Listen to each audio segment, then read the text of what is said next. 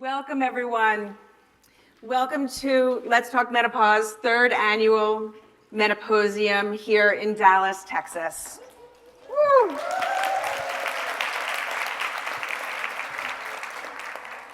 We have 250 people here today. It's incredible. Go Dallas.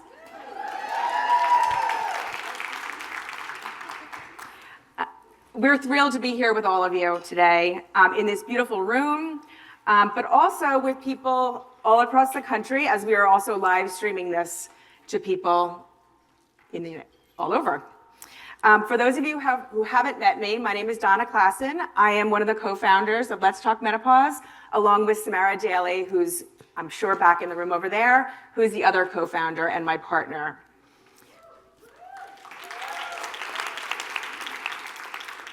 Before we dive in, I just want to you guys seem awake, which is kind of incredible, but maybe, you didn't sleep that much last night. I don't know.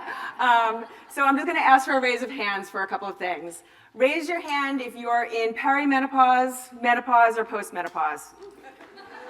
Woo! We rock. Raise your hand if you woke up at 2 o'clock, 3 o'clock, or 4 o'clock this morning. All right, then. Raise your hand if you've ever wondered, is it hot in here or is it just me? Raise your hand if you're here because menopause care matters. And raise your hand if you believe it's time for a menopause revolution. Woo! Look around at all these hands. This is what a movement looks like. Together, we're smarter, stronger, and louder. Let me tell you a little bit about Let's Talk Menopause. We are a nonprofit organization committed to changing the conversation around menopause so women get the information they need and the health care that they deserve. Samara and I started Let's Talk Menopause because too many women are suffering in silence and too many are not getting the health care they need or deserve. Let's Talk Menopause empowers, educates, and advocates through our programming. Our menopause talks, we have done 30 plus online talks that you can access through our website on a variety of different topics, from hormone therapy to osteoporosis to sexual health. Our podcast, hosted by Stacey London, it's called Hello Menopause, and you can access that on our website or wherever you download your podcasts. We have public awareness campaigns. Our past campaigns include billboards in Times Square, and we launched with over 300 subway ads in New York City in both English and Spanish. It's not just in your head. Well, yeah. We also have our advocacy work, which we're going to be talking to you a lot about today. We are fighting for better policy and healthcare, and access to care, which is really important to us.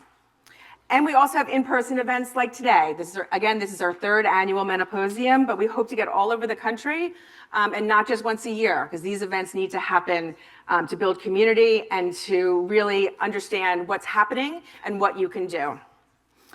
We are incredibly proud of what we're building and of the honest and evidence-based conversations that we're having. So this menopause is all about learning, connecting, and hopefully laughing. A lot, because we also need that. A huge thank you to our sponsors who made this possible. The Stephen and Alexandra Cohen Foundation. Thank you so much, and let's go Mets. I know I'm in Texas, but let's go Mets. Versely, Bayer, Pfizer, and Astellas, who helped make this event possible. And a special shout out to our media partners, Flow and She Media, and to all of our partners who made this happen today. Thank you to our incredible board, and especially to Gabriela Espinoza, Katie Fogarty, Julie Gordon-White, and Martha Rabinovich, who have been instrumental in making this symposium happen here in Dallas. A heartfelt thank you to Gabby Natali, a journalist, author, and menopause advocate who has amplified this event far and wide across Texas. And of course, thank you to the Warwick team, including the AV team back there, for hosting us in this beautiful space. So you'll find some helpful items in your bag and on your tables. There's today's agenda. There's a journal that also has some information at the beginning of it, including information about our Unboxing Menopause campaign that we're going to be talking about a lot today. We also have a symptoms tracker there and a guide to finding a menopause provider.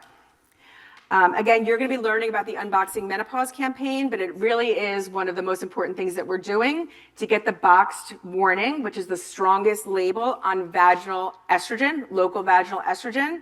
And we're really fighting hard to get the FDA to take that boxed warning off because it is scaring women. And we know that local vaginal estrogen is one of the most safe, effective treatments for the genitourinary syndrome of menopause, which we'll be, again, talking a lot about today. So get out your notebooks and take some notes. And a few housekeeping items before we get started. A medical disclaimer, which should be up on the screen. Today's content is for informational purposes only. Please always check in with a medical provider about your medical advice. Videotaping, we ask that you don't videotape today or film. We'll have a recording that's going to be sent to you about a week after. Okay, maybe 2 weeks. Give us a little bit of time. But we're going to be sending an email out with that recording, and it will also be on our website. Q&A. We're going to be using Slido for questions and answers. And here is the link. And basically, you're just going to take a picture of this and open it up. And there will be a place for you to put your questions in. Unfortunately, we're not going to have a ton of time for questions because there's so much content. So in the next couple of weeks, we're going to be having a menopause talk, which is a question and an answer with Dr. Vanessa Soviero, so that you can answer more of your questions. But put your questions in there. At the end, we're also going to have a survey, and we really appreciate your response. That's also going to be through Slido. And we really appreciate your feedback so that we can continue our programming. In the break, there's going to be a surprise, so stay tuned. We'll let you know what that is. And on social media, we would love you to share, post. Our hashtag is hashtag Menopausium2025, and our handle is at Let's Talk Menopause. Out in the lobby, we have placards for you to use. I think some of you saw them, and you can hold them up and post. So we really hope that you do that. So now I'm going to introduce our host today, Tamsen Fadal. And one of the reasons that menopause is having more than just a moment is because of Tamsen. Most of you already know her, but for those of you who don't, you're about to meet one of the fiercest advocates for women in midlife. Tamsen is an Emmy Award-winning journalist, author, documentary filmmaker, podcast host, and menopause advocate. And she's a go-to midlife mentor on social media. After more than 30 years as a news anchor, she has shifted her focus to a mission that guides millions of women through menopause. She is the executive director of the PBS documentary, The M Factor, viewed by over 1 million women worldwide. And now she's also the author of a new must-read book, How to Menopause. We're beyond honored to have her with us today. So Tamsen, it's over to you. Thank you, everyone, and we really hope you enjoy it today. Thank you, Donna. Thank you, Rebecca. It's amazing. Hi, everybody. Hello, Dallas. How you doing? I am so excited to be here, except for my hair, because it's like Mary Claire and I were talking this morning. I was like, it's so hot in Dallas because I'm so used to New York. But I lived in Houston for 13 years, so I'm excited to be back in Texas. So I heard my twang come back last night on the phone with my husband. He's like, "What'd you say?" And I said, "I don't know." I said, "Those are my Texas roots." So I'm really thrilled to be here and so excited to see everybody and so many familiar faces. So thank you. We have an exciting day. We have 4 panels today covering perimenopause, menopause. We're going to be covering a toolkit with all kinds of strategies to take home when it comes to cognitive functioning and sleep. We're going to be talking about sex, and we're going to be talking about, of course, menopause hormone therapy as well.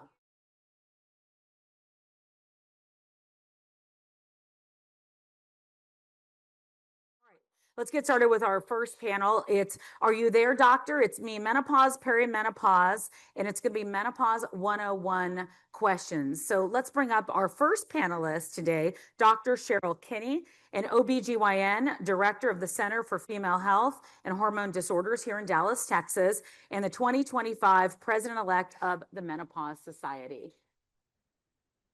Hi, good to see you. Good to see you.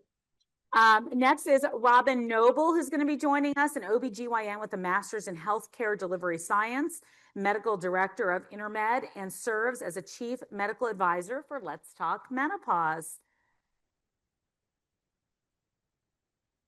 And Dr. Vanessa Saviero is an OBGYN, the medical director of a multi-physician practice in New York, a Menopause Society certified OBGYN and bilingual practitioner.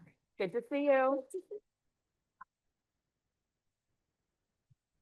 All right. We have lots of questions, but I think it's always important to start off with the language, right, around menopause, so people understand definitions and maybe just kind of where they are in this whole transition. And I've been traveling quite a bit around the country, and there's still a lot of confusion as to what some of these different stages are and what they mean. So I would love, Dr. Noble, if you can start talking about perimenopause, menopause, and postmenopause, and how those are defined. Perfect. All right. So happy to do this intro because, Tamsen, as you mentioned, I think the definitions are really important because they're confusing and it adds to the confusion. And, one of our our mission is really to demystify some of these concepts and the whole process for people. And if we can't use the same language, it's really about those definitions so we can all communicate, destigmatize this process. And perimenopause is really the years before the final menstrual period. And this makes it so confusing because some people might have had a hysterectomy. They might have one of these IUDs that doesn't reveal when someone's cycling, where they're bleeding. So it's really semantics, but perimenopause are the years prior to the final menstrual period where some of these cycle changes start occurring and some of the symptoms start occurring. And it includes the year after that final menstrual period. Postmenopause are the years after. And I often have patients ask me, am I through it? Is it over? And I say the menopausal transition is over if they're in postmenopause, but postmenopause lasts for the rest of our lives. So we're not through it, we're in it. So it's understanding peri or the years before. The final menstrual period really defines menopause, but it's a retrospective diagnosis. We can't tell till 12 months have elapsed. Okay, and then postmenopause are all the years following it.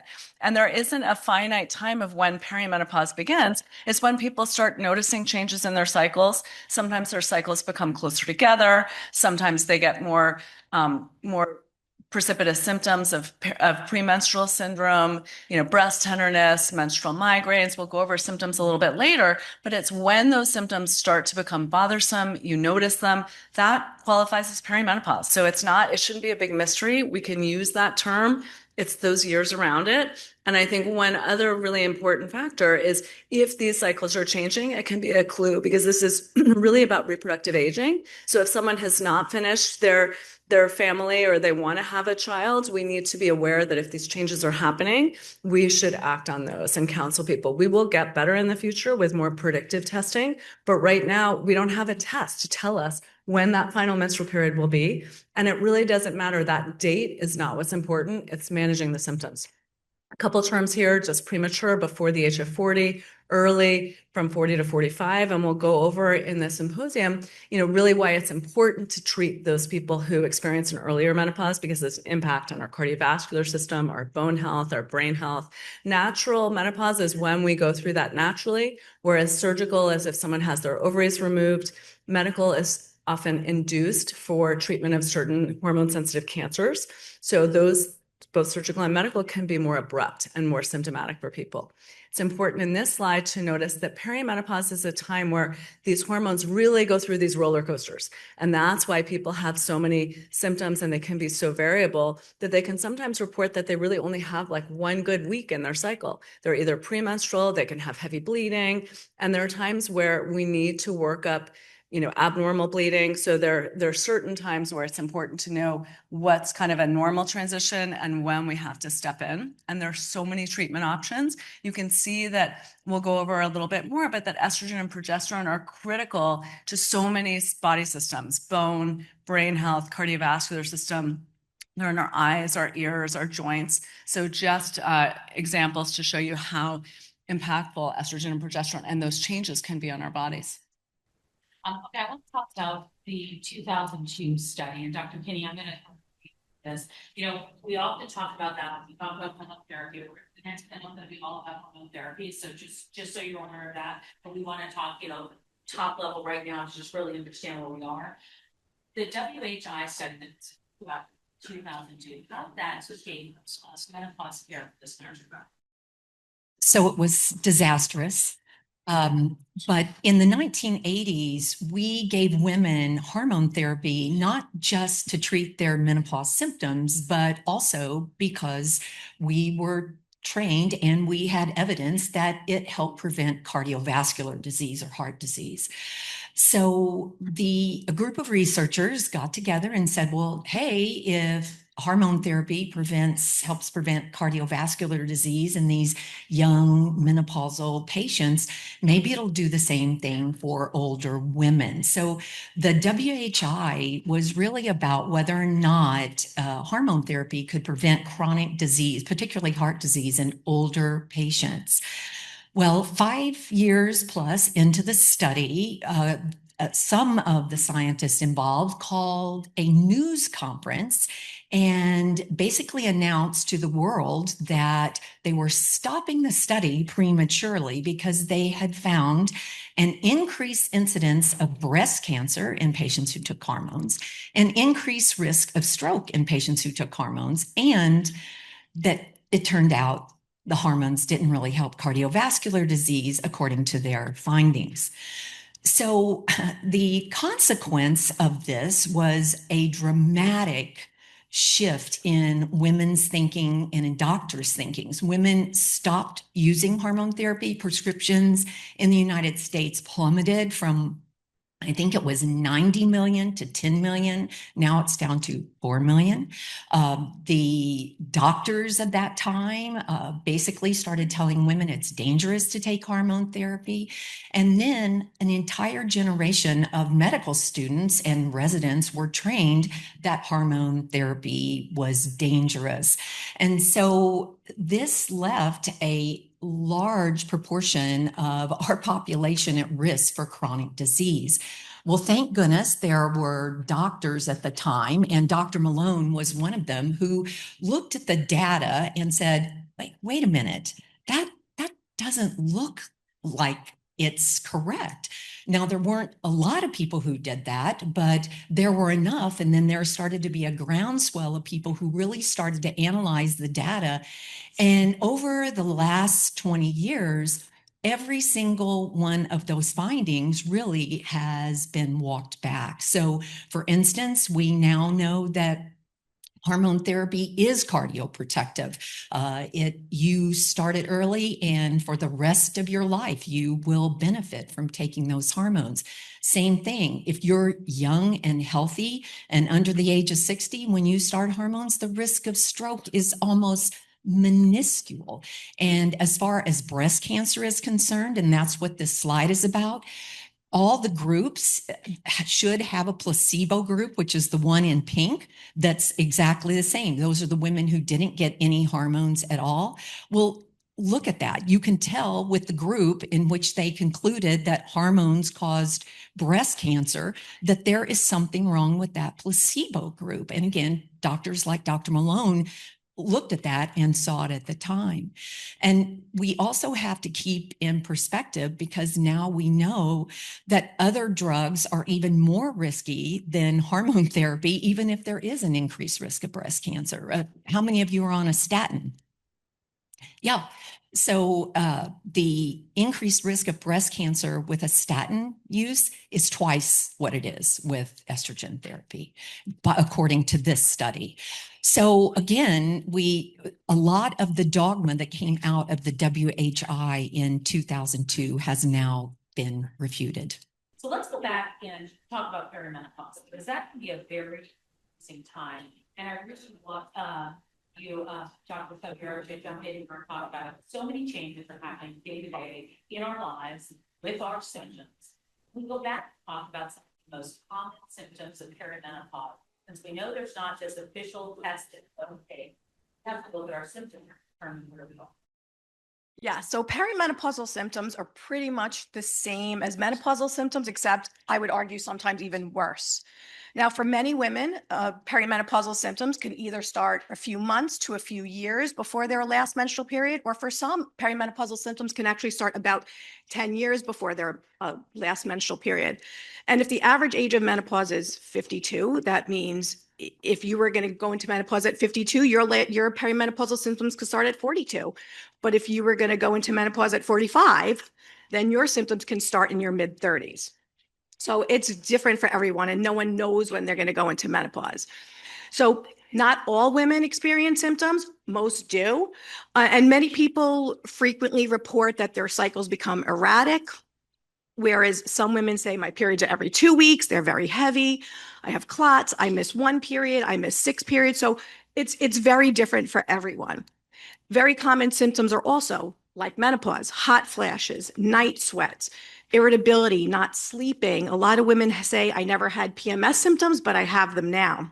A lot of women with anxiety and depression all of a sudden, or a lot of women who have been on an anti-anxiety or an antidepressant medication, all of a sudden it's not working for them anymore and they feel like they need a higher dose. And then the typical, everyone reports weight gain, or maybe they don't gain weight, but their body just changes. Now they have a belly. They never had a belly before. And we hear joint pains, fatigue,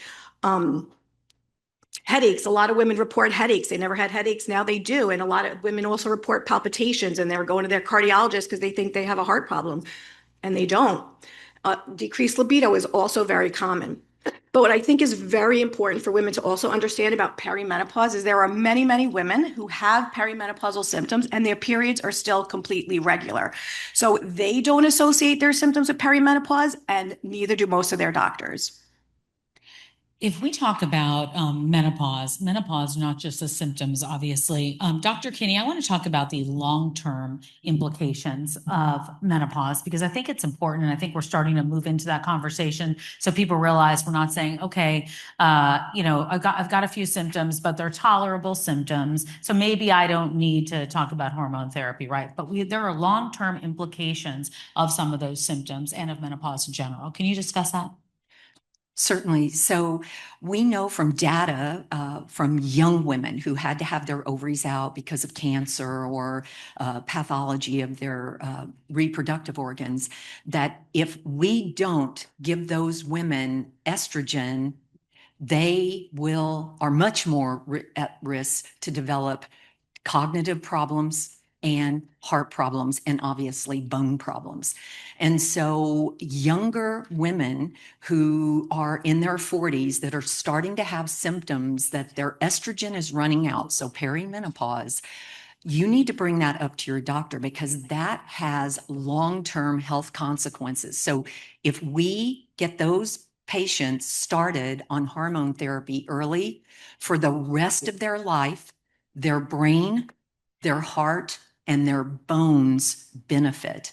And again, this isn't just my opinion or Dr. Haver's opinion or Dr. Noble's opinion. We have well-designed multiple trials that document this. And just let's take, for instance, about bone health. In the United States, as many women die every year of a hip fracture as die of breast cancer. So, if you don't start on hormones and replace your estrogen when you're younger, you're going to be at tremendous risk for a hip fracture. 30% of women will experience a fracture at some point in their life. And in this country, 1 out of 4 of those women will never leave a nursing home. Same thing, brain health. What is the cure rate for breast cancer now? It's well over 90-95%. What's the cure rate for Alzheimer's disease? Exactly 0. So again, by getting on estrogen early, that can be brain protective.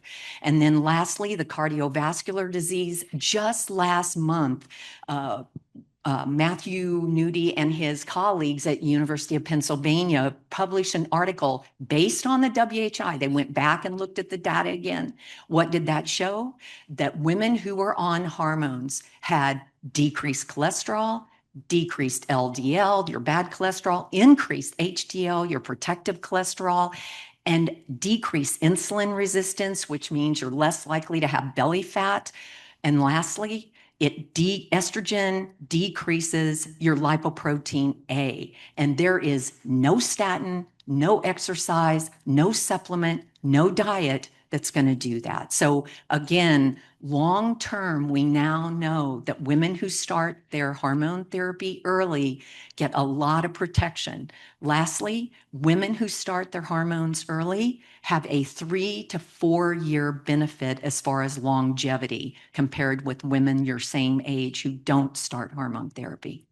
You know, I've heard this question 3 times in the last 2 days, and I know we're going to talk about it in the next panel in depth, so your questions can be answered.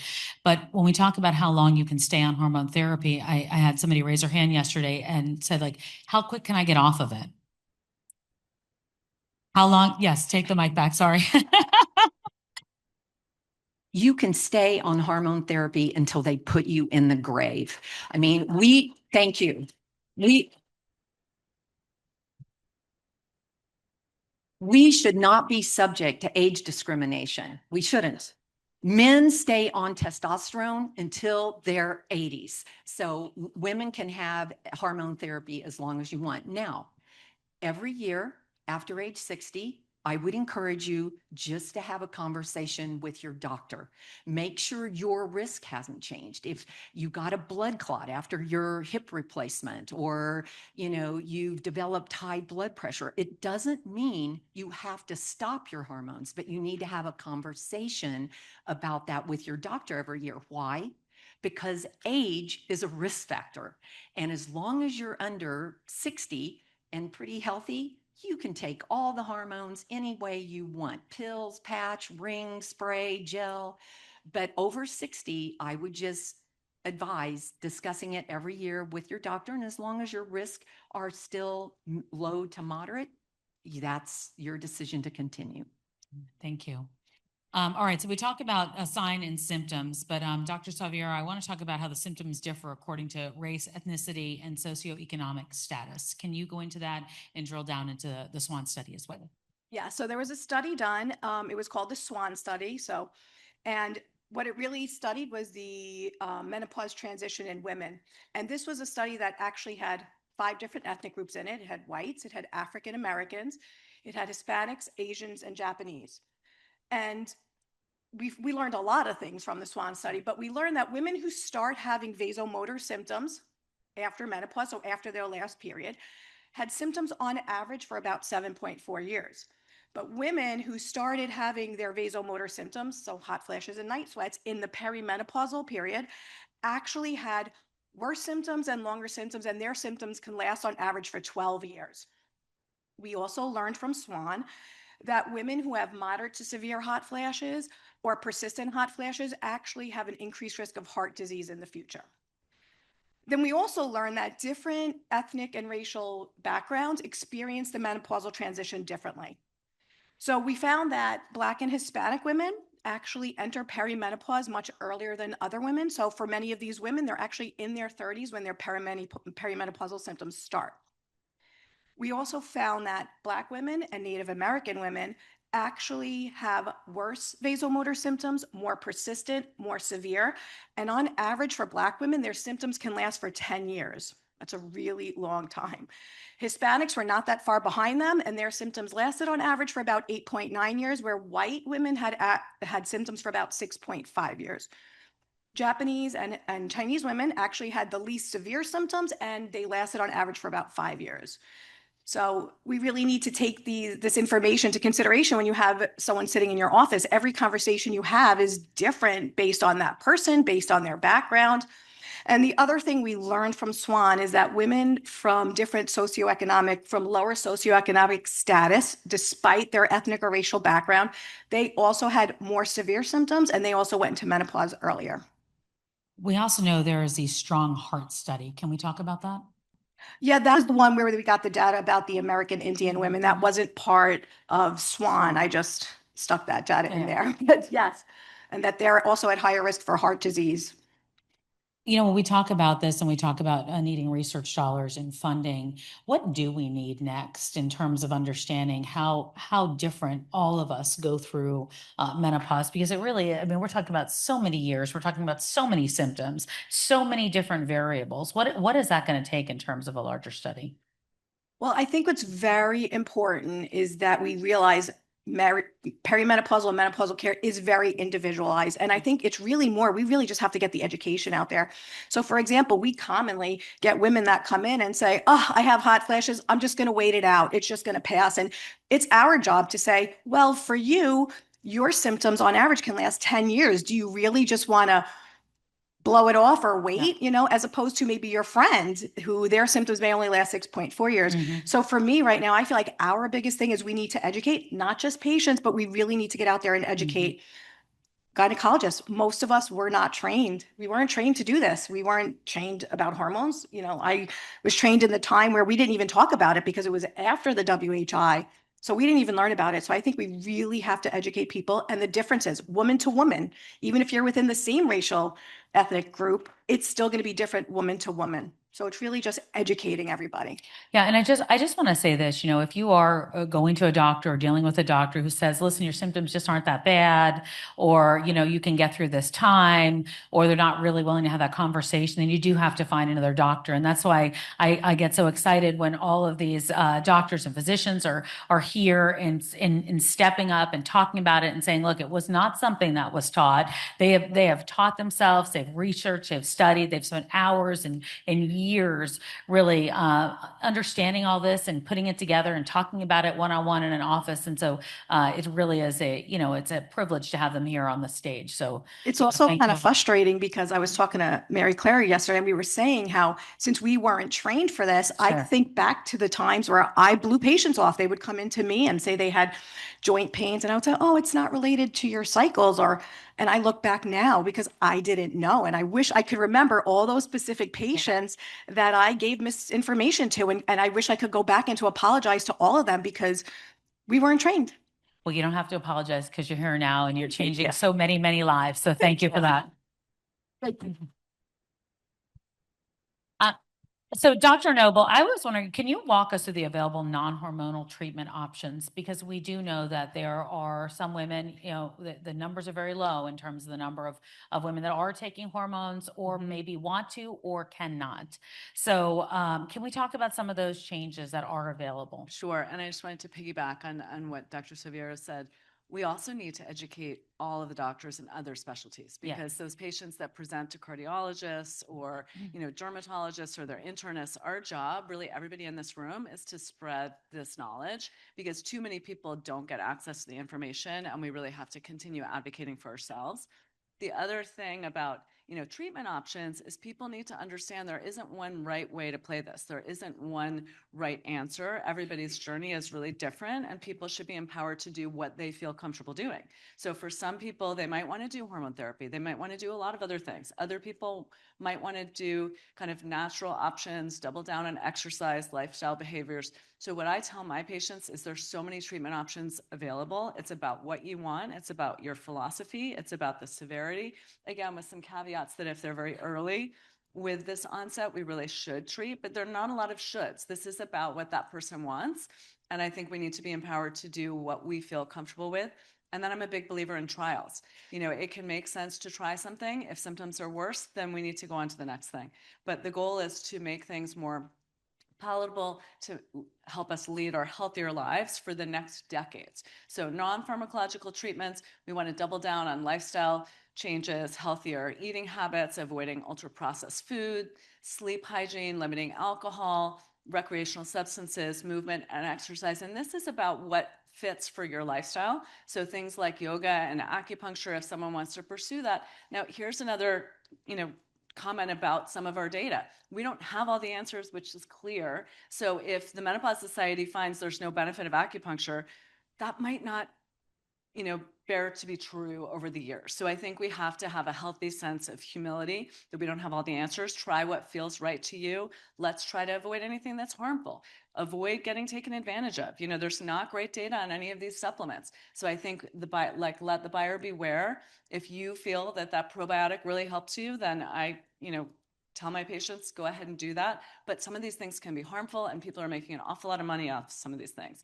Cognitive behavioral therapy can be helpful. Hypnosis has been shown to be helpful. Couples therapy. When we talk about libido is so multifactorial. So I tell a lot of my patients, couples yoga has been shown to be as effective as testosterone therapy. It's so multifactorial. It has to do with our mindset, our relationships, other stressors in our lives. So I think that one of the critical things in educating women is that this transition is actually about understanding that our health really changes, and it's an accelerator of cardiovascular disease. So we need to double down on these healthy lifestyle habits, but there are also some non-hormonal options, pharmacologic treatments, mentioned like the medications that we use for mood, like SSRIs, SNRIs, gabapentin. So for people that either can't do hormone therapy because they're a breast cancer survivor, and we're even moving the needle on that. So I think some of the rules that we thought were true just they're not true.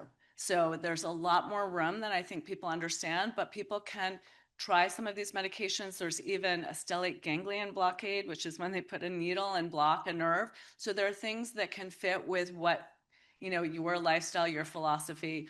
Birth control pills can be incredibly helpful in the perimenopause, because with these roller coasters, I often tell patients that I think managing the symptoms of perimenopause is actually more challenging than managing menopause, because we're kind of a flat line in menopause. That's easy. Perimenopause, if someone either doesn't tolerate birth control pills, can't do birth control pills, say they're a smoker with high blood pressure, that can get a little trickier. There's some newer medications that really affect the thermoregulatory center in the brain. Really interesting research on fezolinetant. But again, it's not going to protect our hearts. It's not going to protect our bones. So it's about finding out what seems appropriate to you, getting the information. Trials are really helpful. And there are a whole host of things that we can do. I know that a lot of people have told me, and I was one of them. I went into my doctor initially and was given Lexapro. So I know antidepressants are, one of these oftentimes prescribed as a first line of defense of something, because we don't really, not all women know they're in perimenopause or menopause. Can we talk about that though? Because I know that's one of the non-hormonal out there. And I think what's so important is I don't think people should just be, given this and told you like, try this first. I think discussing all the options is what's really helpful, because for some of those mood medications, they can be a bit helpful with hot flashes. They can be helpful with the increase in anxiety and mood symptoms, irritability, but that isn't the whole picture. So I think, giving people kind of the cafeteria style of like, this is what's going on. These are the whys, why you're experiencing this. And I find that even just empowering people to understand what's happening, it can help them kind of process, when am I having my symptoms? What's most important to me? What are my goals? And what might I choose? And then kind of go through that line, rather than this prescriptive of like, this is the only thing you can start now. This is the only thing I would offer you. If you start getting those narrow answers, you need better care. We deserve better care. So you have somebody that comes in and says, I want to do it naturally. What is that answer? Lifestyle changes? Yeah, I think naturally it's got to be what your philosophy is. If you have, good genetics ahead of you, you know how your family ages, you're very comfortable. I truly feel right now there's not a right answer. We don't have evidence that says everybody at the normal age of menopause should do hormones. I think they can do hormones. I think we can do a lot of things. But I think if you want to kind of age naturally, that's when we double down on the exercise, the healthy eating, the sunblock, strength training, bone health. So there isn't something that I think should be really prescriptive. I think it's about what fits for your lifestyle, with these exceptions that early menopause should be treated, and breast cancer screening, preventative cancer screening, aging naturally and well, and empowering ourselves to do that is okay too. And some people don't want to do hormones. That's okay too. It's about you being you. Real quick, I want to go into alcohol, because that's been a big conversation of late, and I think that we should address it. I know I had a glass of wine 2 nights ago, and I woke up in the middle of the night and I went, oh, I knew it. I thought I'd fallen asleep. I was so happy. I'm like, I'm going to defy all those studies. But it really does change during this time. Can you explain why? I mean, we definitely metabolize things differently as we age. That's not a surprise to people. It impacts our sleep. It impacts our bone health. We know it's not good for us, but I also think that people need to be empowered to, do what fits in their lifestyle. If they want a glass of wine with friends, I'm not going to tell them they can't do that. But, the overindulging on things, whether that's food or sugar or inflammatory things, we're getting more and more research about how important our diet is and that gut health and how it informs satiety and our metabolism.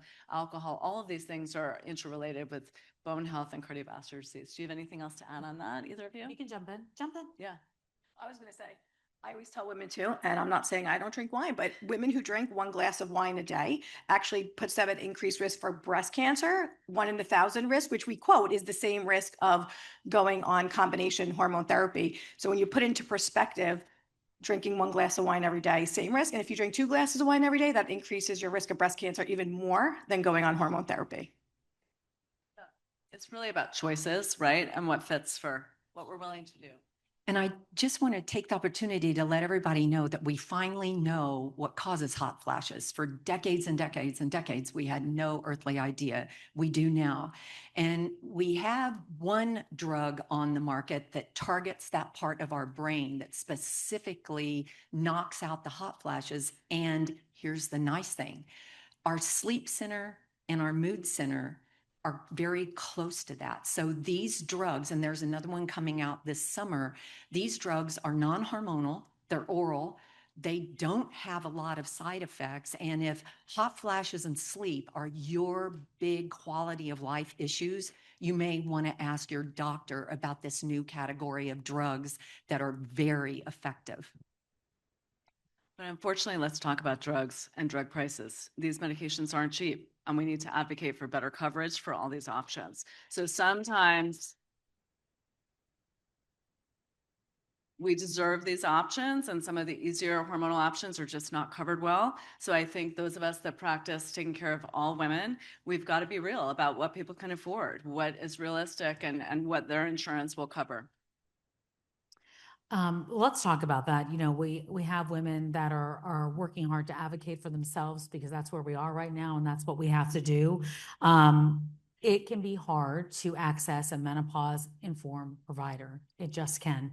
I know that the Menopause Society has a patient portal on the website, but let's talk about and Dr. Kinney, I'll start with you on this. Let's go there first about finding a provider, and then I want to go into preparing for a first appointment. So the Menopause Society, which I will say has a strong advocacy for clinician education.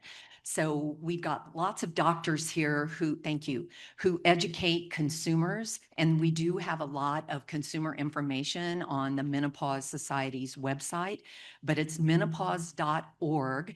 And you go there, there's a tab that says find a healthcare provider. You click on that, put your zip code in, and it will give you the list of providers in your area who are members of the Menopause Society and even more particularly have gone through extra training to obtain the Menopause Society certified practitioner degree. So again, that's one easy way. It allows you to pick somebody in 10 miles, 20 miles, 50-mile radius. The other way is there are wonderful doctors. Dr. Haber, for instance, on her website has a list that you can find doctors in your area that she knows are qualified and good. There are other, like Let's Talk Menopause. They have a place on their website where you can find a provider in your area. First appointment, you know, again, I always feel like the onus is on the woman to go in there and be prepared. And we know that the appointments don't last very long because the doctors are doing as much as they can to you know, move through and get as many people in as possible. How would you best recommend women prepare for that first appointment? So first of all, this is the cardinal rule. Don't show up for your annual well woman visit and bring up menopause. You're not going to get it covered. The doctor is already trying to get your breast exam, your pelvic exam, your vulvar exam, your pap smear, go over other health history. So make a separate appointment for this. That way you'll know the doctor will be prepared and you will be prepared. Secondly, write your questions down ahead of time. Pick your 3 or 4 top issues that are really impacting your quality of life and make sure before you leave those 4 things are addressed. Then next, you need to come prepared with the history of your menstrual cycle. Have there been changes? Have you stopped? When did you stop? You also need to make a list of all the symptoms you're having and ask the doctor, are there any other symptoms of menopause that I need to be aware of? Joint pain is the #1 reported menopausal symptom of women worldwide. But how many women are aware that this shoulder pain we thought was a rotator cuff is actually just because our estrogen is low? You also want to bring a complete list of your medications, whatever you are on from other doctors, not just hormone therapy. It would be nice if you have tried other things to bring a list of that. You want to make sure you have a complete health and surgical history so that the doctor can quickly look at that and make sure you don't have any personal or family history contraindications to hormone therapy. And then that's when they would talk about some of the other options, both non-hormonal and lifestyle. Can you guys think of other you want things for to add the anything else? first? It's so tough. All those points are really helpful, but I think also being realistic, because sometimes we can't fix everything right away. It's a lot of kind of back and forth education. I think people really need to feel heard. So I think some of those first visits, we really need to kind of do the detective work together. And I think one more note on finding that provider. Just because someone's a certified provider doesn't mean it's going to be the right doctor for you. We wish that everybody could really hear people and form those partnerships. But and this is one area of medicine where it's so individualized, and you really have to find someone that's going to partner with you and understand what your goals are, what your preferences are. So I think that first meeting can also be challenging. You've got to see if it's a good fit. You've got to see if you understand each other, if this is somebody that you can work with. And I wish everybody got everything addressed that first time, but sometimes that's not realistic either. Sometimes we need more information. I do a lot of risk scoring with my patients, so I really have them think about, what is their kind of perceived risk of breast cancer, and what's that risk calculation of breast cancer? What's their risk for osteoporosis? What's their family history? What's important to them? Are they terrified of dementia? And, that plays a role in how we counsel people, because there isn't a lot of great data about dementia and some of these various regimens. We have to guide people as best we can. The other one is cardiovascular disease. So I'll want to see if they have a lipid profile, and if I can calculate their ASCVD risk. That helps. That's the atherosclerotic cardiovascular disease risk, and that can help us understand what is that person's risk, what's that time since that menopausal transition. So going back to those definitions, we don't need to know exactly when that last menstrual period was, but we need to know roughly, was it a year ago? Was it 7 years ago? Because that informs our decision making. So I think, being realistic about the information that you bring, your goals. Sometimes patients come in and they're not sure what they might want to do. I can have visits where someone knows they want hormone therapy, and we're going to end with hormone therapy. Other people might have been really reluctant to do something like that, or it's the first time they've heard about how an IUD could be really helpful for their bleeding. And then sometimes they'll be able to make that decision by the end of the appointment. I might even be able to put that IUD in and start them on hormone therapy. And we might have gone 180 degrees around, or full circle. But I think being open to things you might not have considered can be really helpful, and finding that partnering. Yeah, I would also say in that appointment at some point, maybe not the first one, but bringing up sex. Dr. Kelly Casperson's in the house. I know we're going to have a good sex talk coming up, but I would say bring that up, because I don't necessarily know that that's something that most doctors ask me. If you're dealing with painful sex or low libido, I would encourage you to be proactive in having that discussion.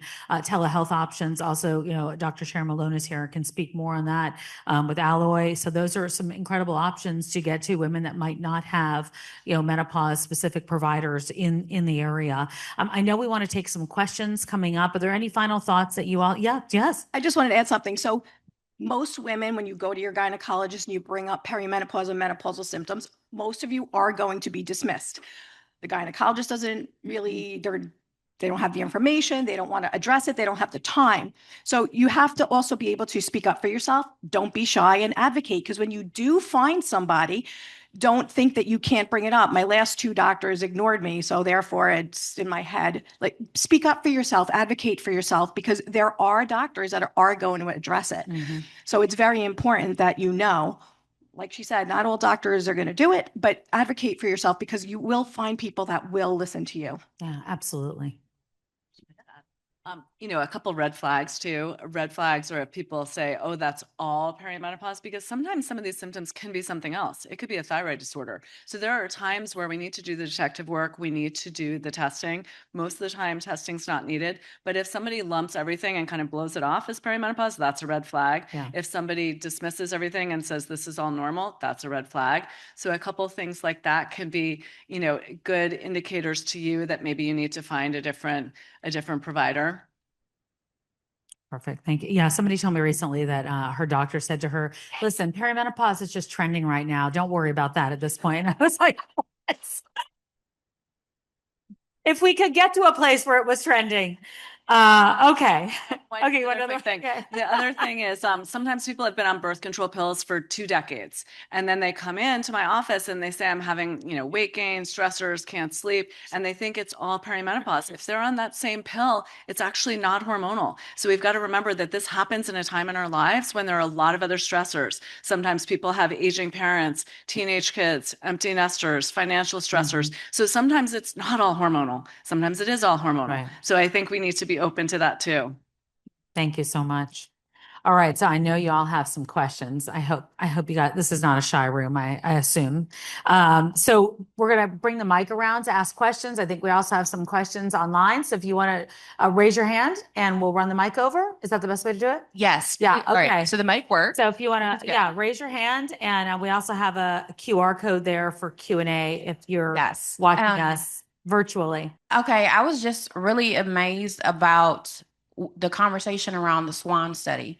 And I'm just curious if you can give any further insight to what are the factors? Why is ethnicity impacting the length of time? Because I don't know, it just kind of shook me. And I'm just curious if you can provide any other details around what factors play a role in those.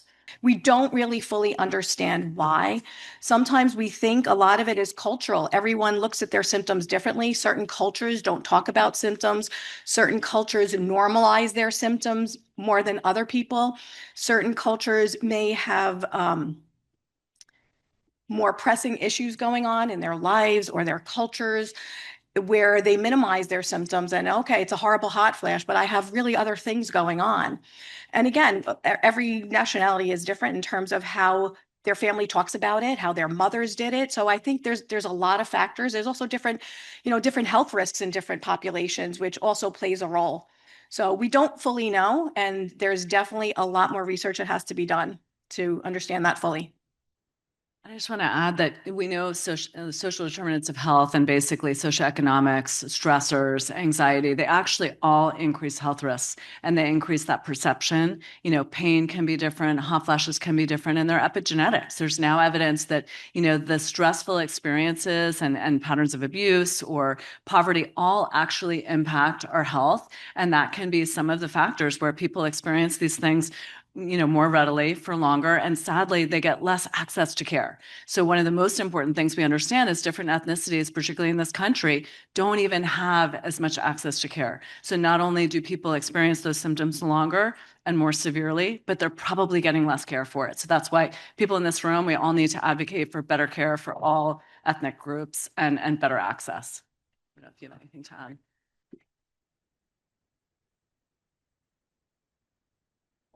Lastly, I just want to add that we do know that there are some racial and ethnic differences in the lining of people's blood vessels and their propensity to get diabetes, and that's a metabolic thing. So there are physiologic things in your body. If you're an American Indian, then you have and a woman, you have a 30% chance of dying of your diabetes.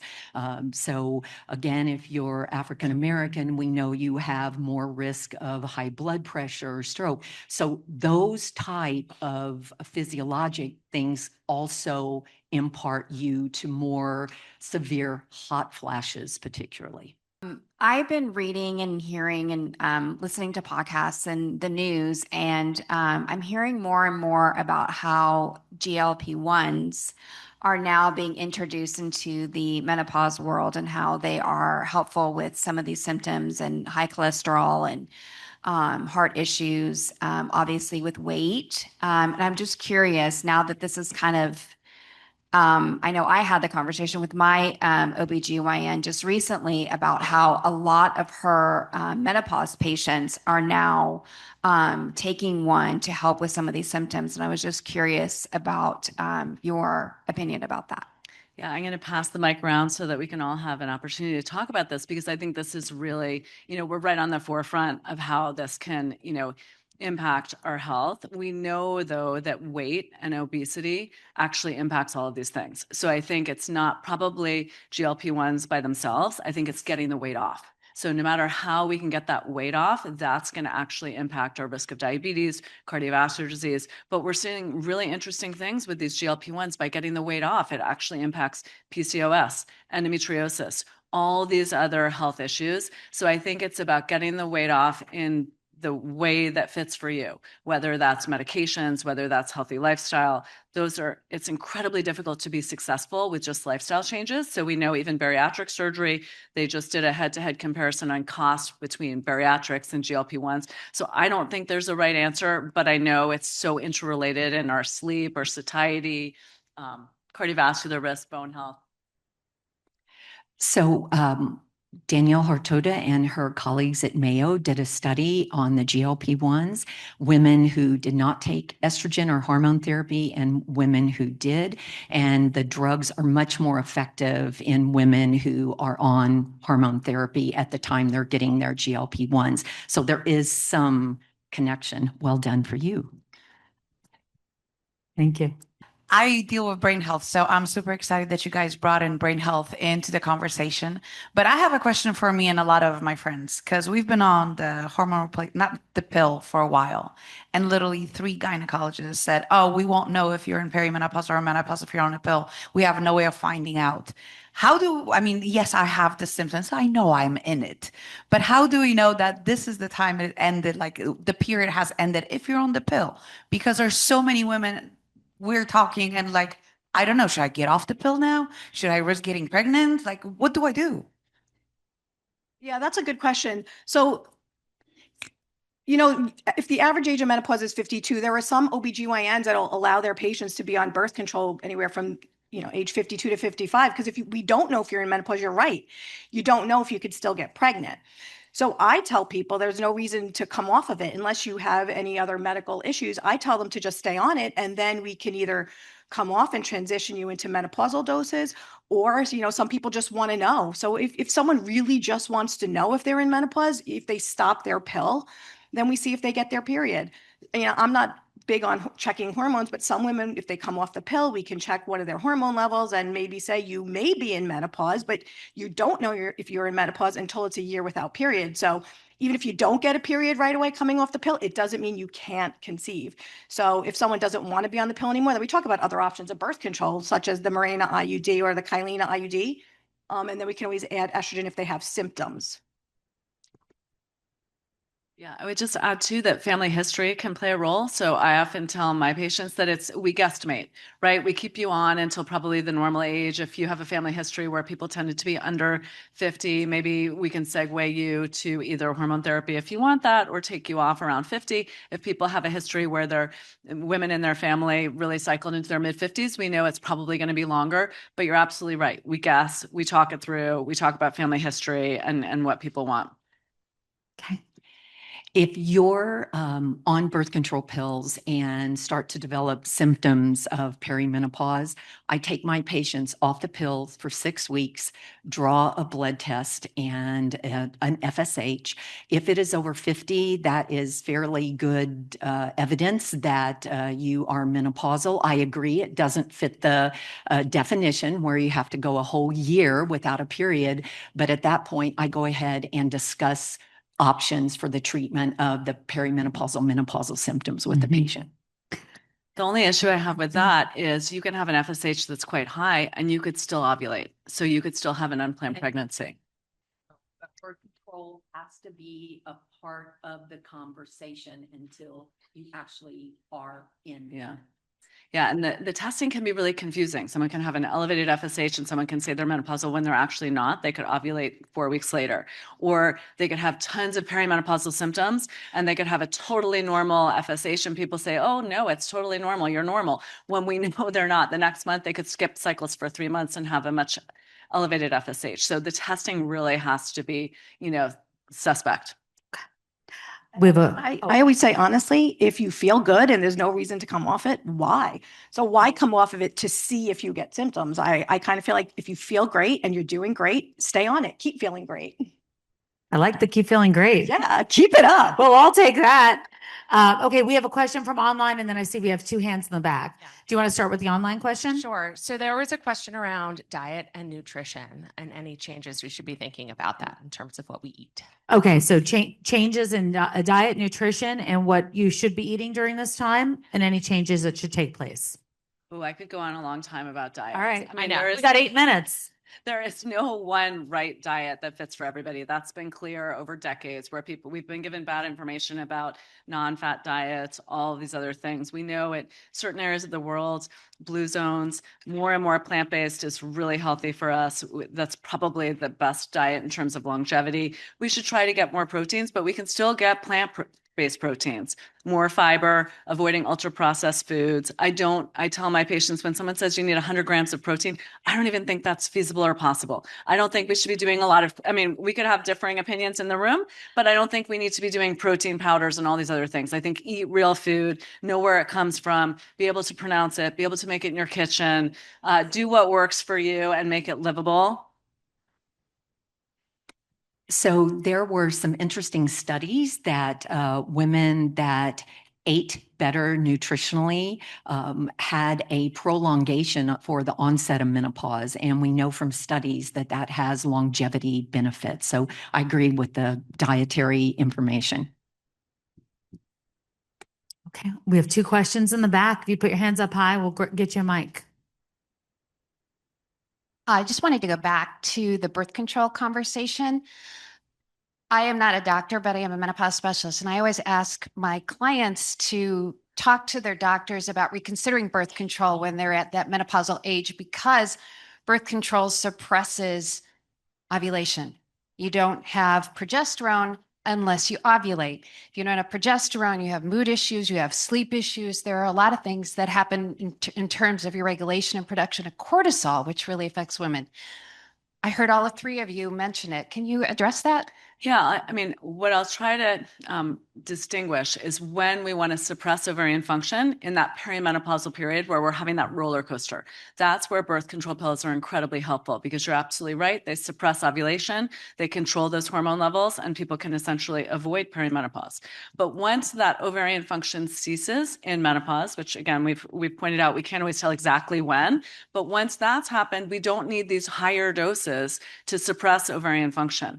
And as we age, higher doses in oral forms have slightly increased risk of clot and stroke. So we can segue someone to kind of a safer option as we age. So I saw a patient recently who was 60, still on her birth control pills. And I was like, okay, that's not a great idea. We can still give you hormones, but we don't need that higher level, right? So it's about risk and risk tolerance. It's about where we age.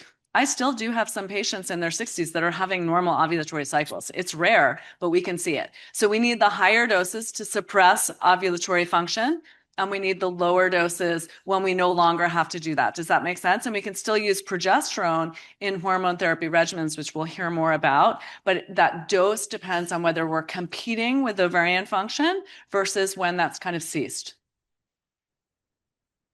Sorry? Lots of different types of estrogens and different kind of potencies too. Mm-hmm.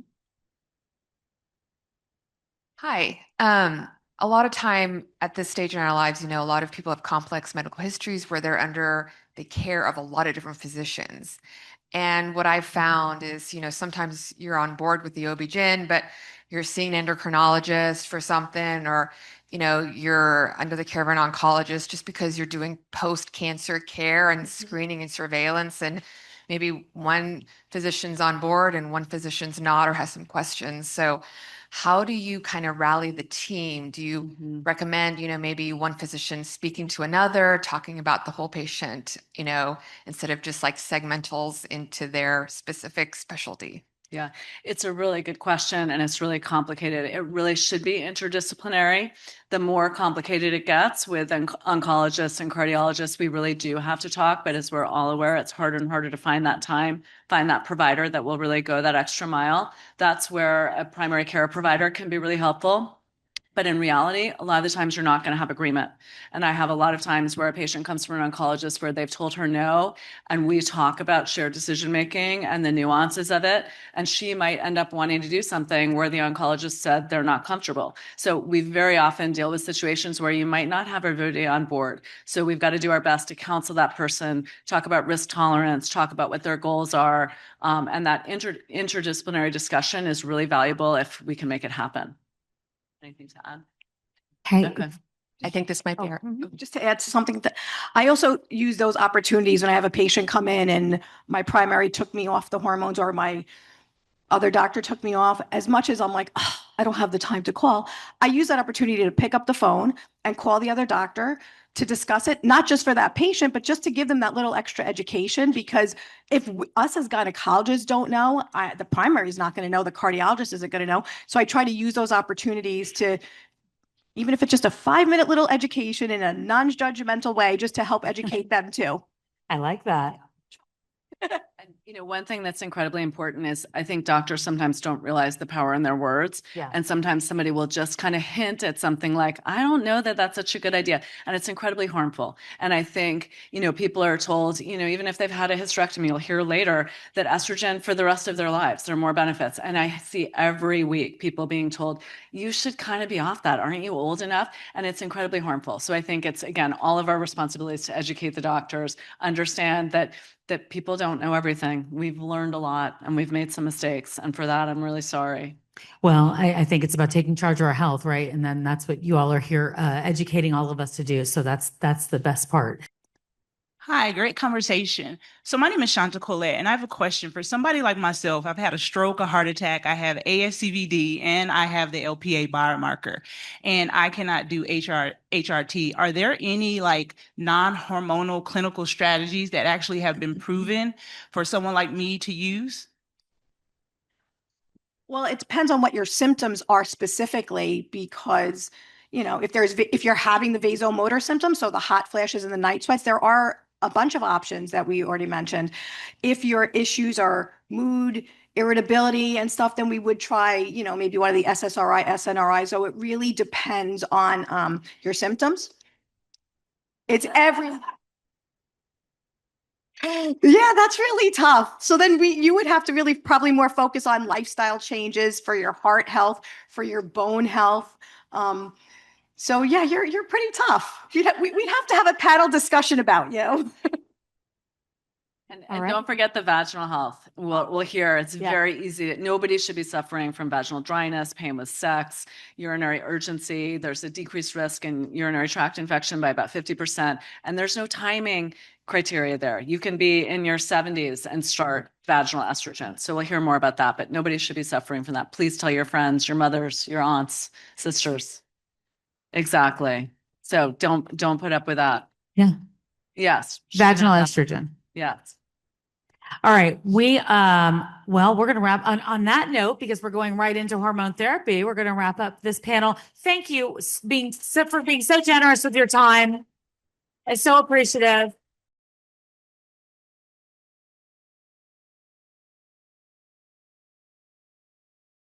And our second talk is the ABCs of menopause hormone therapy. And I'm excited. This is a conversation between two renowned menopause thought leaders, advocates, and dear friends. Dr. Mary Claire Haver is an OBGYN, a certified culinary medicine specialist, founder of Mary Claire Wellness and The Pause Life, and a New York Times best-selling author. And wait, where are they? Come. My dear friends, where are they? Dr. Sharon Malone is a certified menopause practitioner and women's health advocate, the chief medical advisor of the telehealth company Alloy, and a New York Times best-selling author. Please welcome them both to the stage. Just every time I get to talk to you, I'm happy. I am just delighted that people are still this interested in the topic of menopause. So we are happy about that. I want to talk about the frustrations that we still hear to this day of why a woman can't walk into her primary care doctor, her OBGYN, her, internist. It is literally the Underground Railroad some days, to find and have a reasonable conversation about her health outside of reproduction. Let's go through the history. We trained in a little bit two different eras. What she means is I'm old. Okay. Thank you for that. Yes, but it's true. Because this is where a little bit of perspective is important because, the Women's Health Initiative, you heard a little bit about it earlier, and that was really, I think, the turning point in the discussion about hormone therapy. Because to give you an idea, hormones for, particularly estrogen, for the treatment of menopausal symptoms has been around since 1942. Premarin was patented in 1942. It's sort of, it was limited by, if you know, you know. So women who had access to doctors who knew about it then were treated. And the big uptick in hormone therapy really started in I would say the mid 60s. There was a book written by this doctor. He was a gynecologist, of course, a man, and his name was Robert Wilson. And he wrote this book, on just rhapsodizing about how estrogen was this was the fountain of youth for women, and everyone should take it, mainly from the perspective of a man, was saying that because you're losing your desirability, and this was going to be, this is how you were going to retain your youthfulness forever. Feminine forever, Dr. Robert Wilson. Well, needless to say, it created quite a stir, and then there was a big uptick in the use of estrogen then. Came out later after he died that he was actually paid to write that book by the manufacturers of Premarin. But it didn't make what he was saying completely untrue, and that's why I said it's important to have some balance here. But what happened after that, and then a lot of women went on Premarin in the 60s and 70s. And then what they found is that we didn't realize then that for women who had an intact uterus, that you needed to take two hormones. You couldn't just take estrogen by itself, the Premarin by itself. You needed progestin. So it went down a little bit when they found out, there was a higher instance of endometrial cancer. But figured that out, need to add a progestin, and then it gradually started to increase again.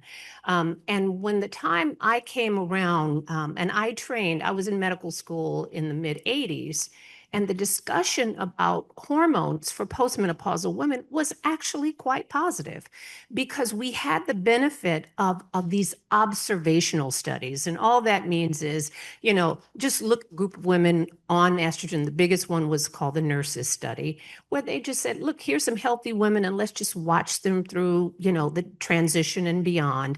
And they found with that large study that the women who took estrogen and hormone therapy had half the risk of cardiovascular disease than those who did not. Breaking news. So that is how I was trained, that we thought and, were really recommending hormones on the basis of the fact that not only were we improving the quality of women's lives, because the notion that it relieved hot flashes and night sweats and made people feel better, that was not up for discussion. We knew that. We had 40 years of experience knowing that it treated the symptoms of menopause. It was the cardiovascular disease observation that really was the impetus behind the Women's Health Initiative. And I don't think it is an accident of nature that the reason why that study was even started in the first place was because that was the first female director of NIH, Dr. Bernadine Healy, and she was a cardiologist. So needless to say, she's in charge. she wanted to do a study, the largest study ever commissioned for women, and probably the only one that will ever be this large for women in midlife. And she said, you know what, we're going to study cardiovascular disease in women, and we're going to really codify that finding of decreasing the risk of cardiovascular disease in estrogen users versus non-users. So that's where the idea came from. And it was a very ambitious project. And let me say this. The intentions were wonderful and laudable. The execution was a little different because here's what the problem is that if you are going to do a randomized, a placebo-controlled randomized study, double-blinded, which means the doctors don't know what medication they're on, the patient doesn't know what medication they're on, well, that's hard to do with menopausal women. Because if you're having hot flashes and you take your medication and it goes away, you can kind of figure out what you're on. And vice versa. If you are, having these symptoms, you get placebo and they don't go away, you know where you are. So that was why when they selected women for the study, they really skewed more towards women who were not having symptoms, which means that these women tended to be older. On average, the women entering the Women's Health Initiative, you could be anywhere from 50 to 79 and be in the study. Well, okay, riddle me this. If you are 79 years old, and no matter what I give you, other than a prayer and dispensation from the Pope, what is going to decrease your risk of heart disease no matter what I put you on at 79? And I think that and again, there was some rationale about why they included women that were much older, because 70% of the women in that study were 60 and older. Which means only 30% of the women who were in that sort of menopausal of when we normally treated women for symptoms. Okay, so that's issue number one. The women were much older.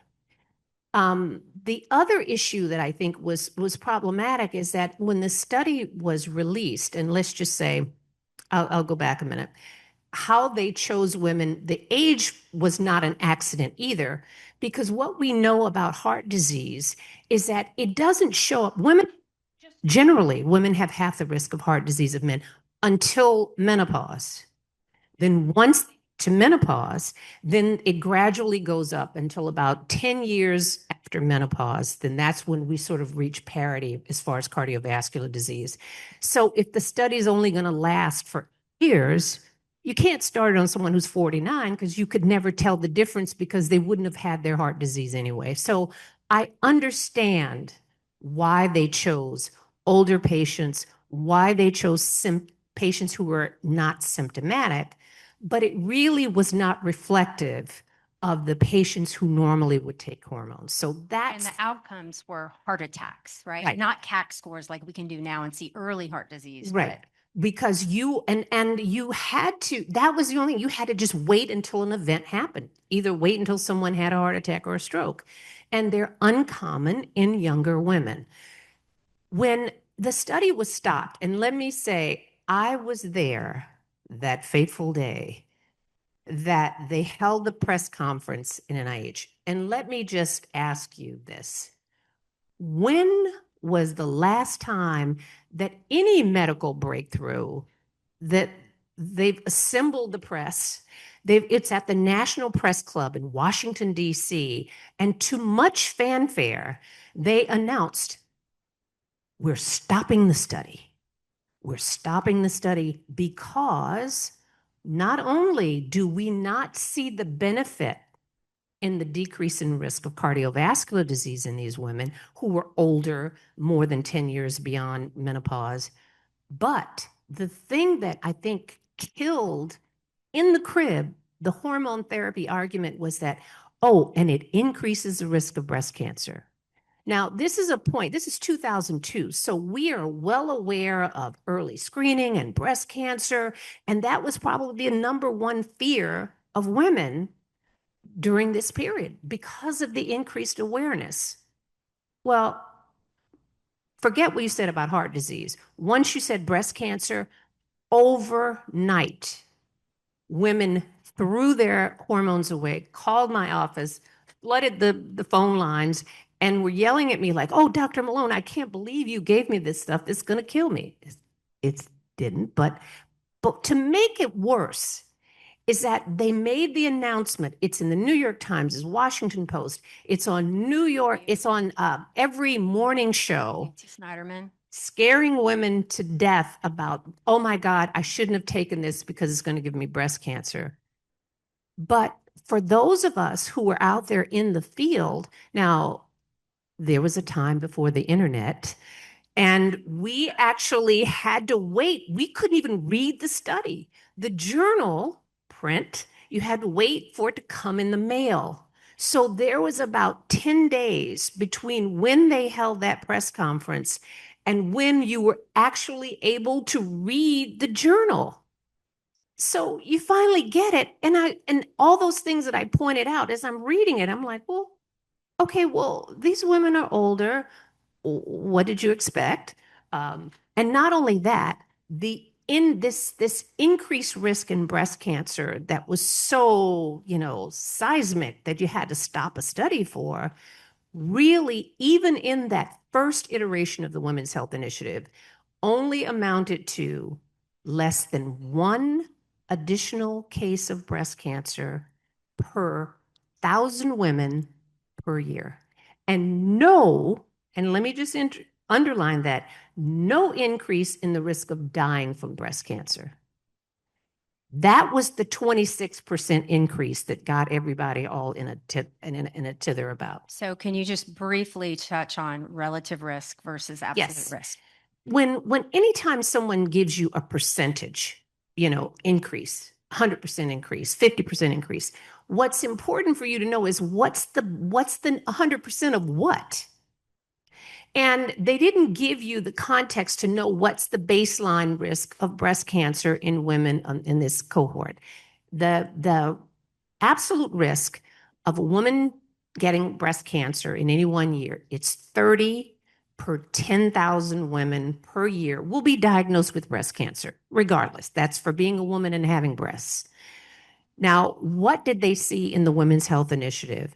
It went from 30 per 10,000 per year to 38 per 10,000 per year. So an additional 8 per 10,000, or less than 1 in 1,000 additional cases of breast cancer. That was non-fatal. So it's not as if you even, you're like, if you said, oh my, that many women are dying, they were not. And so it was the combination of the two, lack of benefit, because they said, well, we don't see a benefit here in these older women who probably already have some degree of established cardiovascular disease, but it was the breast cancer that was the real killer. And, the study itself, in the title of the Women's Health Initiative, when the study came out, it said, in healthy women. Well, we're going to argue about whether or not the women who were in the Women's Health Initiative were actually healthy. 70% of them were either overweight or obese. 30% of them were had hypertension already. There were, forget the number, but you could be on a statin. You could have had any of the other markers of cardiovascular disease, just not have had a heart attack or a stroke. And they weren't verifying anything. So there were no angiograms. There was nothing to say, oh, you've got good vessels. That was the only criteria that would take you out of that study. So I'm going to argue about whether or not, a 79-year-old woman who's hypertensive or potentially diabetic is healthy. Okay, I don't think that's a huge stretch to say that. But that's how the misinterpretation of that data kind of started. And I wouldn't even, if they had even said, if they had just added another part at the end of it when they said, there's no decrease in cardiovascular disease in women who are on average more than 10 years after menopause and in their 60s and 70s. But here is the part that I think that we've over time have gotten a little bit more appreciation for. And that is the fact that, okay, these older women, there was no benefit. Well, was there harm? And that was, when a finding is not statistically significant in medicine, then it's a non-finding. You can't say, oh, well, we almost got there. Even in the cardiovascular disease and stroke, overall, there was really no increase in the group together, but the only people they saw a slight increase was women in the first year who probably already had cardiovascular disease. And so to say something like that and to say something so inflammatory, to say it has no benefit and apply it to everybody, it wasn't just saying, okay, for women who are 63 and over, they took the same information but applied it to all women, whether you were 50 starting or whether you were 79 starting. They acted as if those were equivalent, and we know that they are not. And that's why I think that it has been so difficult to walk that back, because once you put that out there in the universe, and women and doctors think that, let's not get confused here. It's not like you made it up. They said it. Doctors have repeated it over and over and over again. If you pick up a journal right now, it will say, you go to a website and it will say, yeah, there's an increase in the risk of breast cancer. And even that is not exactly accurate. So the things that we have been using to discourage women from taking hormone therapy, even when they are symptomatic, that to me has been the true, I would say, the tragedy of the Women's Health Initiative, is that it really kept women who were suffering away from the most effective treatment for menopause and menopausal symptoms. Dr. Kinney touched on the cardiovascular protection. And Yes. Dr. Lobo and Dr. Mack, had that incredible paper talking about the timing hypothesis, this window of Right. opportunity. Do you want to touch on that a little bit? That Yes. Estrogen is prevention rather than cure. Exactly, because here is where, there's been some, debate about does it or does it not decrease the risk of cardiovascular disease. But even looking at the Women's Health Initiative data itself, when they took out the women who were over 60, just analyzed the women who were between 50 and 59, they found out, wow, well, look at that. If you started between before 60, then there is the 30 to 50% cardiovascular decrease that we have seen in the prior observational studies. But I think there's another point that we've yet to really catch on to, is that, okay, even for the women who were 60 to 79, the other 70% of them, it may not have helped, but it didn't really hurt either. It was sort of neutral. And I think that, again, that is going to be very important in terms of, as we continue to have these discussions with women about when is it okay to start, or is it too late? Because there's a lot of FOMO out there, for women who are like, oh my God, but I'm 62 and it said 60. That is a discussion, because that needs to be taken, it needs to take into account what your symptoms are, what your treatment goals are, and really what your risk factors are. But worst case scenario, at least on the cardiovascular front, it's really Neutral. It's really neutral. So, I think that for the things that we talk about, and to answer Shanta Collette, who was talking about, for someone who has had cardiovascular disease, the other study that we don't mention at all, and that is the HERS study, which was going on at the same time as the Women's Health Initiative. And this was not giving it to women who had not had a heart attack or stroke. This was actually, we were so confident at the time that it decreased the risk of cardiovascular disease. They said, well, what about giving it to women who've already had, a stroke or a heart attack? What is it going to do for that? Well, guess what? It's the same data that they got from the Women's Health Initiative. If you were older and you started it, there was no benefit, but there was no excess harm except for the first year that women took. There was a slight increase. And after the first year, sort of once you've weeded out the people that already have some really probably more severe cardiovascular, after that, it was difference, no difference. And that's why I want you to understand like the things that we are fearful about and the things that doctors are fearful about. Worst case scenario, best case scenario, start it earlier because you'll get more benefit. Worst case scenario, if you start it later and you don't have any other cardiovascular disease, are you going to get as much benefit from a cardiovascular point of view? Probably not. But guess what? If you're having hot flashes and mood swings and night sweats and you're still 62 years old, you still have to think about the fact that those things are independent risk factors for cardiovascular disease. So it's a more complicated, I shouldn't even say complicated. It requires that whoever is prescribing for you understands that it's not like you get to 60 and it's fine and you get to 61 and now it's dangerous. It's not.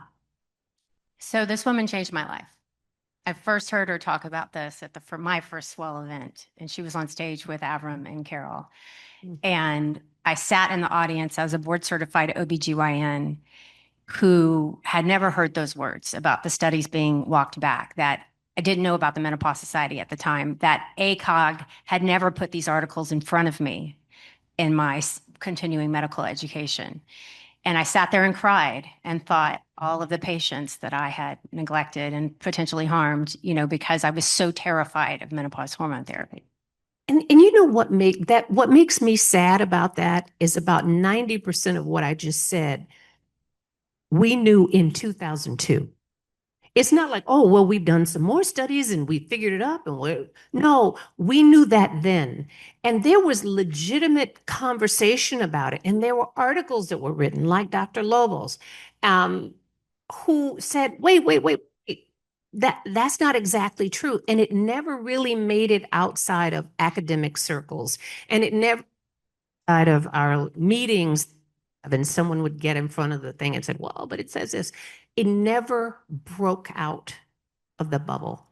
And let me say why it's so important that Dr. Mary Claire Haver, Dr. Kelly Casperson, the people that have big microphones and megaphones, this information has been amplified, not because we didn't know it, but because we didn't have the ability to get it out there.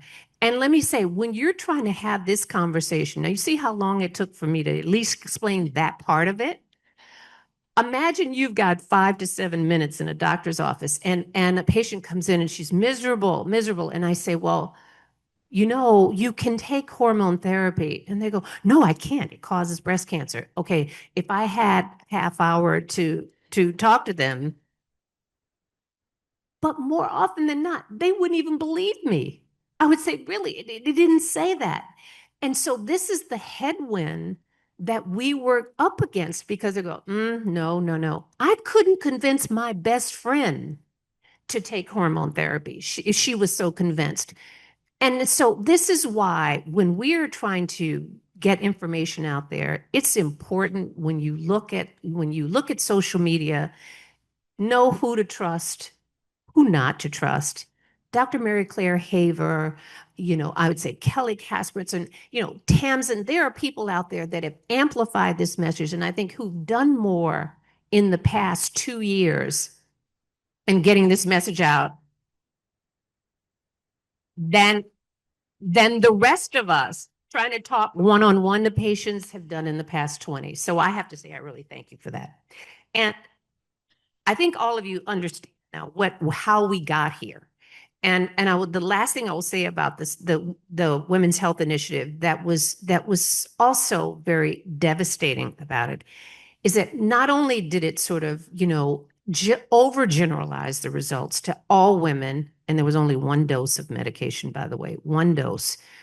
Not, there were no transdermals in there. There was no micronized progesterone.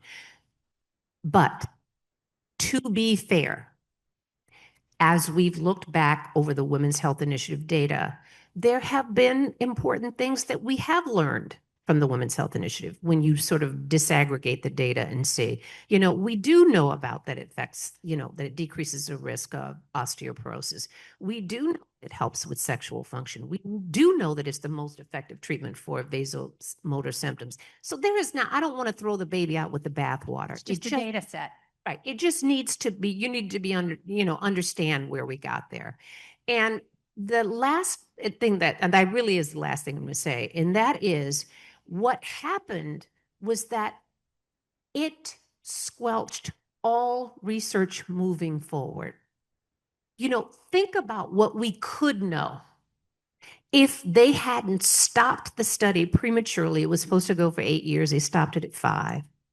Imagine, and all those women who were in the study stopped their hormones too, because they were afraid. What if we had had now 30 years of women who've been on hormones, you know, since the 50s? We would have some of the answers about Alzheimer's disease that we still have questions about. We would have more sophisticated data on cardiovascular disease and timing importance. So we stood still almost for 20 years on investigating the research. So that's it. But I want to ask, because this also gets us back to what I really want Dr. Haver to talk about, and that is about hormone therapy itself. So when we talk about menopause hormone therapy, I talk to my patients, you know, we have 2 boxes. We have go into the bloodstream, brains, bones, heart, you know, and then we have local, topical, basically, which is the original microdosing. No. So for systemic therapy, we are trying to treat your vasomotor receptors, right? For hot flashes, of course, nothing works better for that. So when we look at, and estrogen is the hallmark of that. Okay. So when we look at the benefits of the most obvious symptoms of menopause, estrogen is going to be our go-to. If you have a uterus, or you don't have a progestin containing IUD in your uterus. You know, so if you've had a hysterectomy, you were born without a uterus, estrogen only is an option for you. Now, progesterone has some other benefits, and we'll cover that in a minute. But now, how do we get in? So then we talk about how do we deliver that systemic therapy to your body? Well, we got a million ways to do that. We have oral and non-oral are the 2 main categories. So you can take a pill. Oral estradiol is $2. I mean, you know, so anyone who's charging you more than that, it is literally like water. It is so cheap.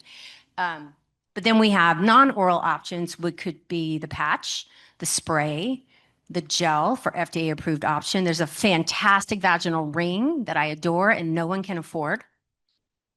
And then we have some of the compounded options, which, you know, I love having options for patients, but those are not my go-to. I'm going to stick to the FDA approved bioidentical, you know, is my drug of choice option.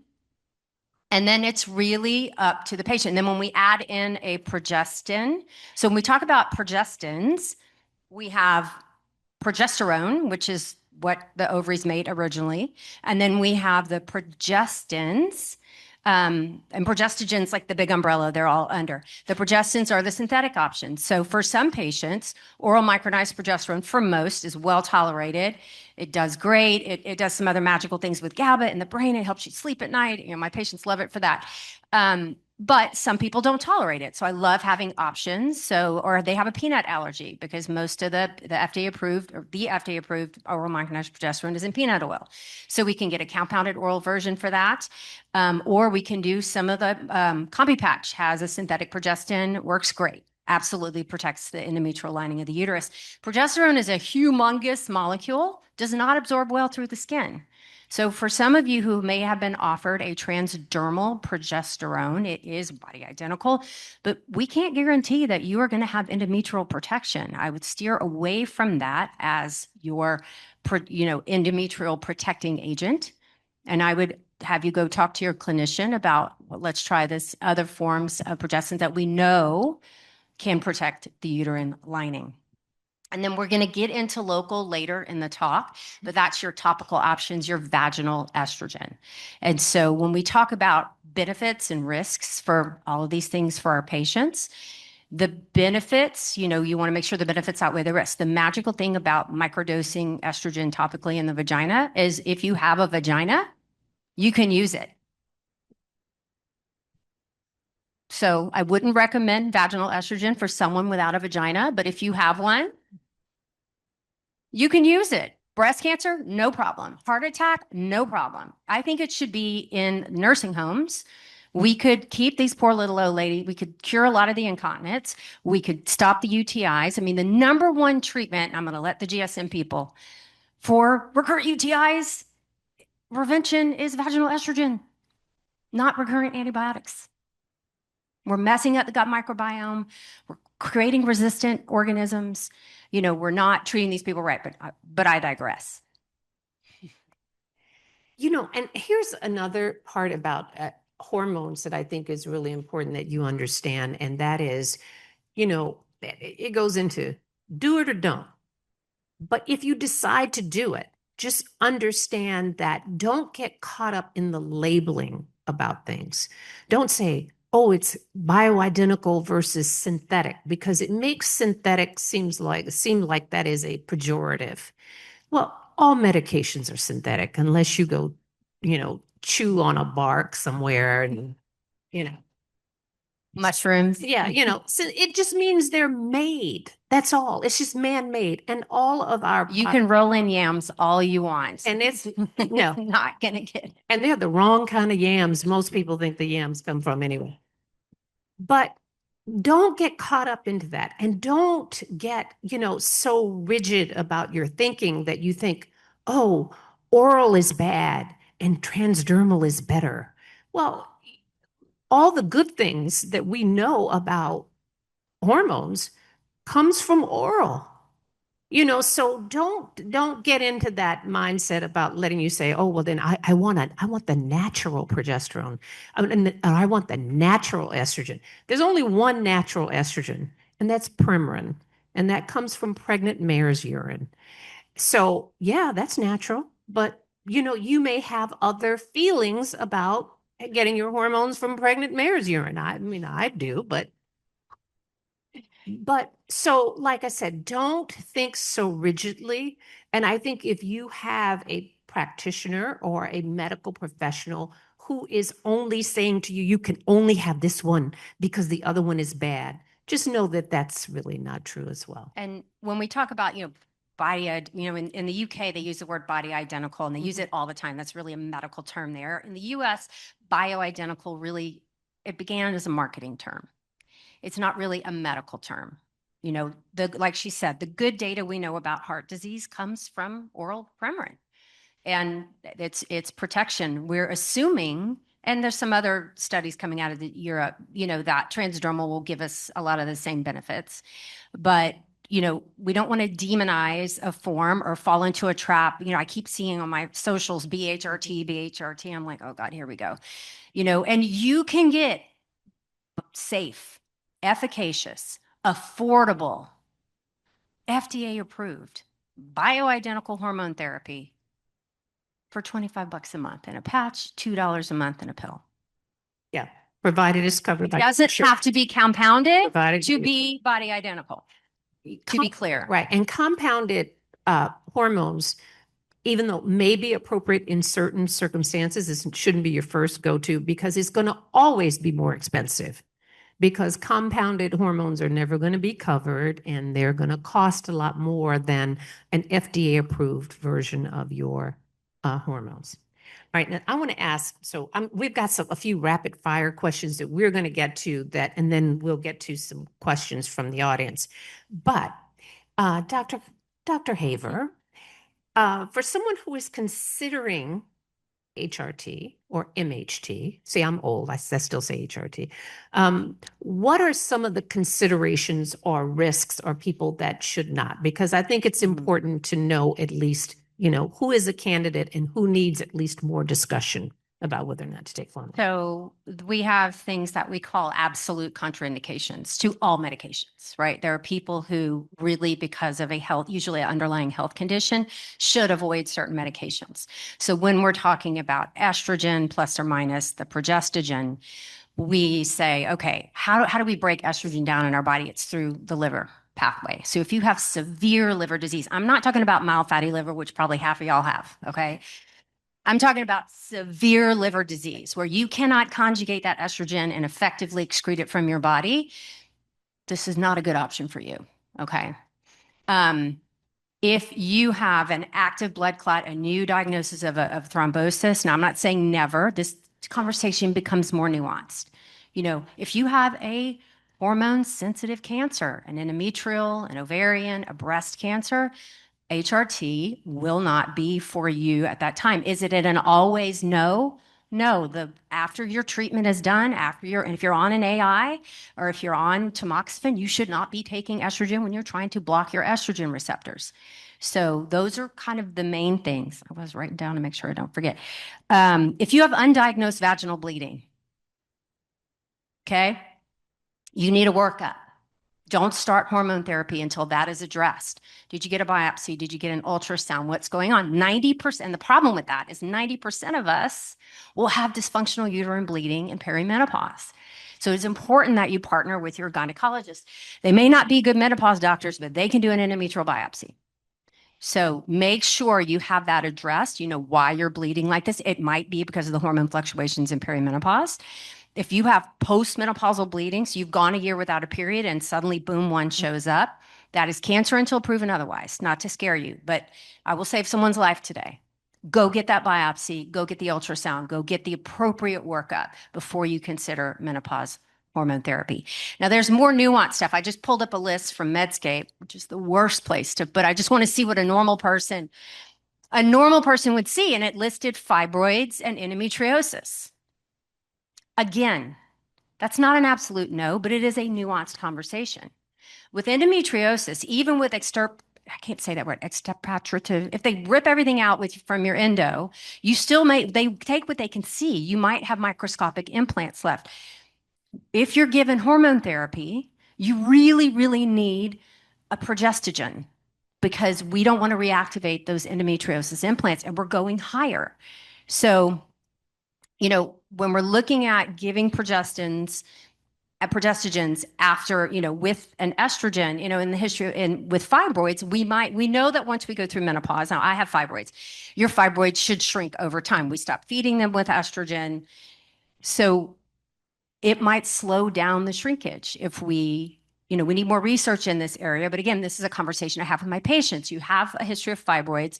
We do expect for them to slowly kind of disintegrate over time, but we're going to give you hormone therapy. We may slow that process down, especially if they're still symptomatic with, you know, having from bulky disease. And I'm going to take a little bit of issue. We usually agree 100%. So today we're agreeing about 98%. And that is on the endometriosis issue.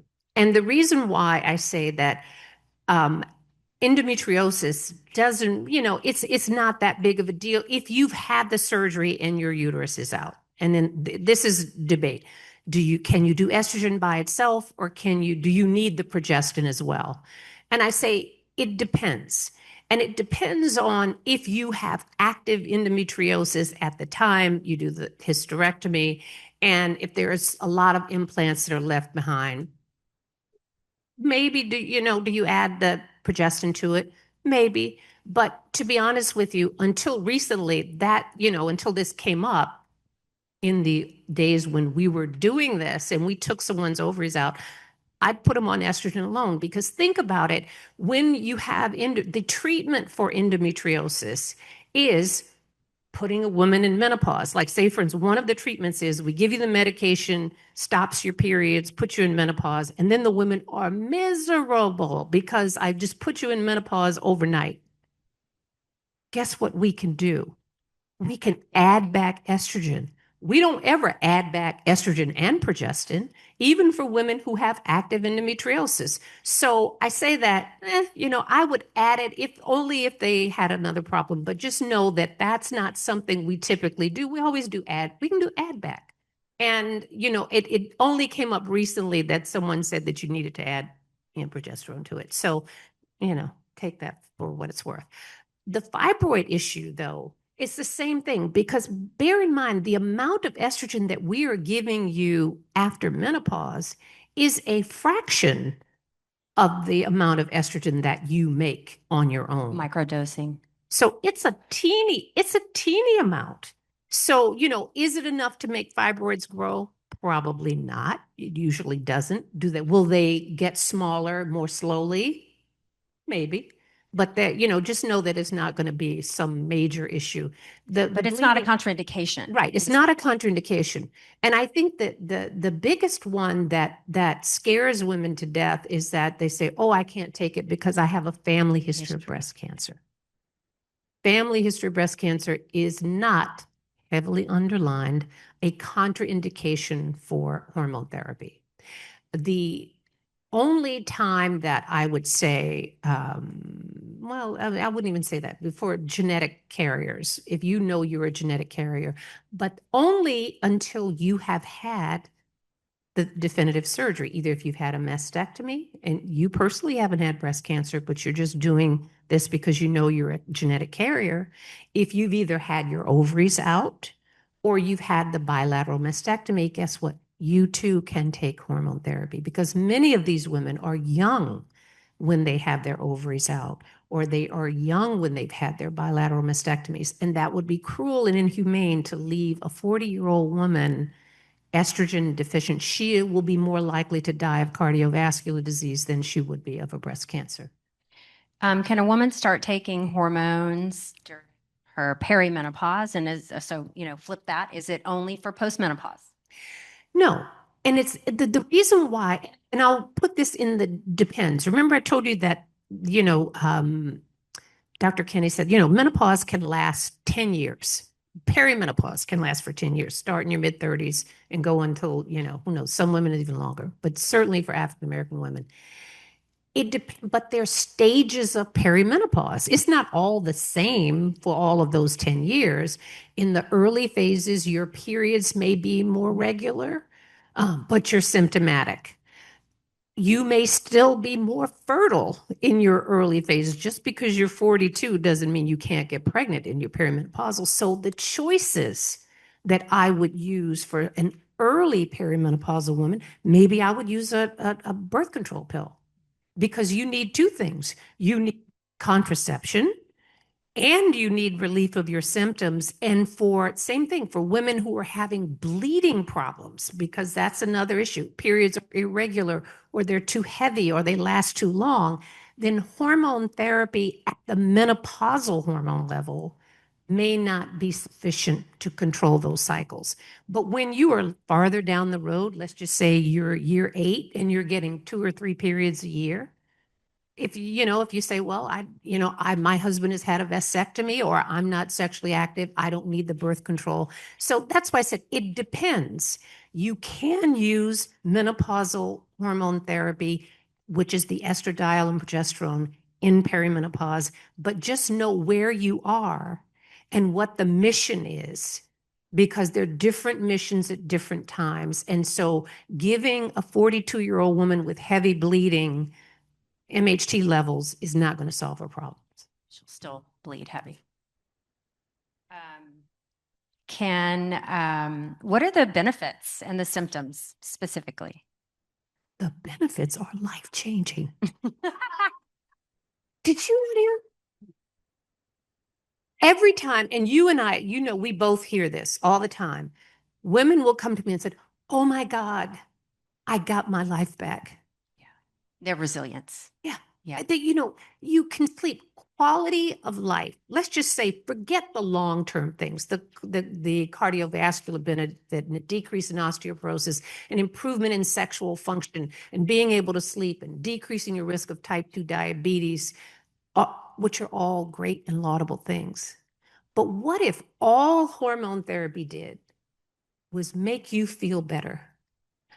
Eliminate the brain fog so you can do your work, so you can get a good night's sleep, so you cannot bite your coworkers' heads off the next day. Or quit your job. 1 in 5 in the UK Right. quit their careers because they cannot function. What if that's all it did? That would be enough for me to say, is it worth it? Absolutely. And I think if you ask any woman who is suffering and you say, look at yourself, this is you off hormones and this is you on hormones, I think they would agree, wouldn't you? Absolutely. I think I think we're going to get to some questions. Okay, while we're waiting on the mic, I'll say one thing because it was to answer, a question from the panel before about why different ethnicities experience menopause differently and why Black women tend to have symptoms that are longer, more severe. And there's a lot to go into that, but I don't think it has anything to do with a genetic basis because let's be clear, race is not a biologic construct, it is a social construct. And look around the room, there are not many, but there are Black women in this room. But look at how being Black in America what it looks like. And to say that there is a biologic basis wouldn't be entirely accurate, but I think you can say that there's something about the experience of being Black in America that changes not just how you experience menopause, but whether or not you get heart disease or hypertension or cancer rates. There is something about the experience and the access and the weathering concept that we have to look at when we're saying how diseases are experienced by different ethnicities. And that's why the only people that tend to do worse than Black women are Native American women. And that's a lot of things to unpack that really is not due to genetics. You haven't read her book, Grown Woman Talk? You should. Okay, we actually had a question. Yes. Hi. First of all, I want to thank you, ladies, the experts. I have struggled with my menopause or perimenopause for the last 5 years. And the information that I have found and gained from all of you has been life-changing. And also HRT has been life-changing, so I can vouch for that. My question is, I started my HRT about 2.5 years ago. And when I went to a hormone clinic here in the DFW area, they said that they will base their treatment plan based on my symptoms, but also they will look at my lab work. And I know that there's a lot of kind of different views on how important it is to look at the labs. In my case, it turned out that my estrogen was still very high. That's perimenopause. Yes, and then I got, they started me on testosterone and progesterone, and it gave me my life back.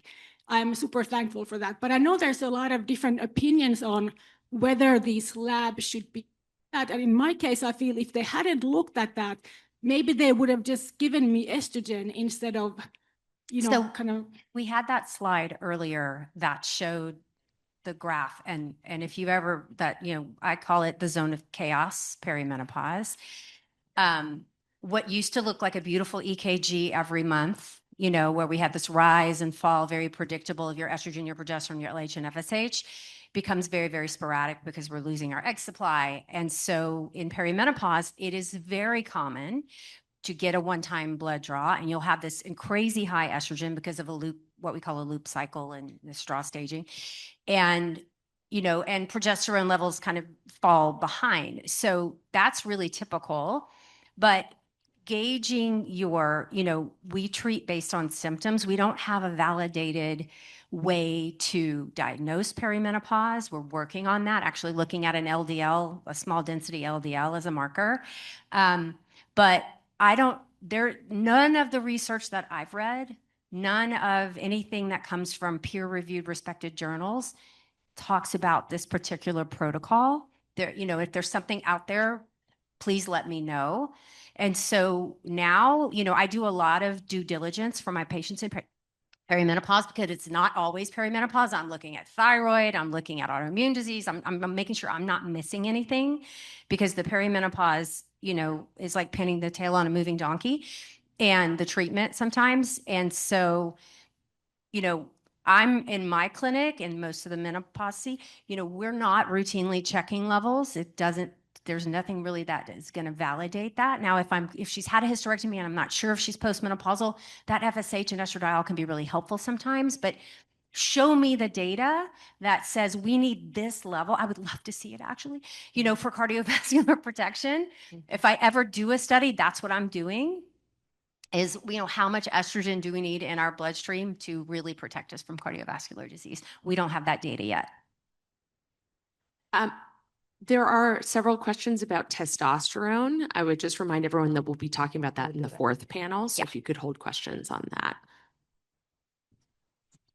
Hello, I am like the other young lady over there. I started hormone therapy and I started testosterone and progesterone, and it did give me my life back for a second. And then the testosterone caused my hair to fall out.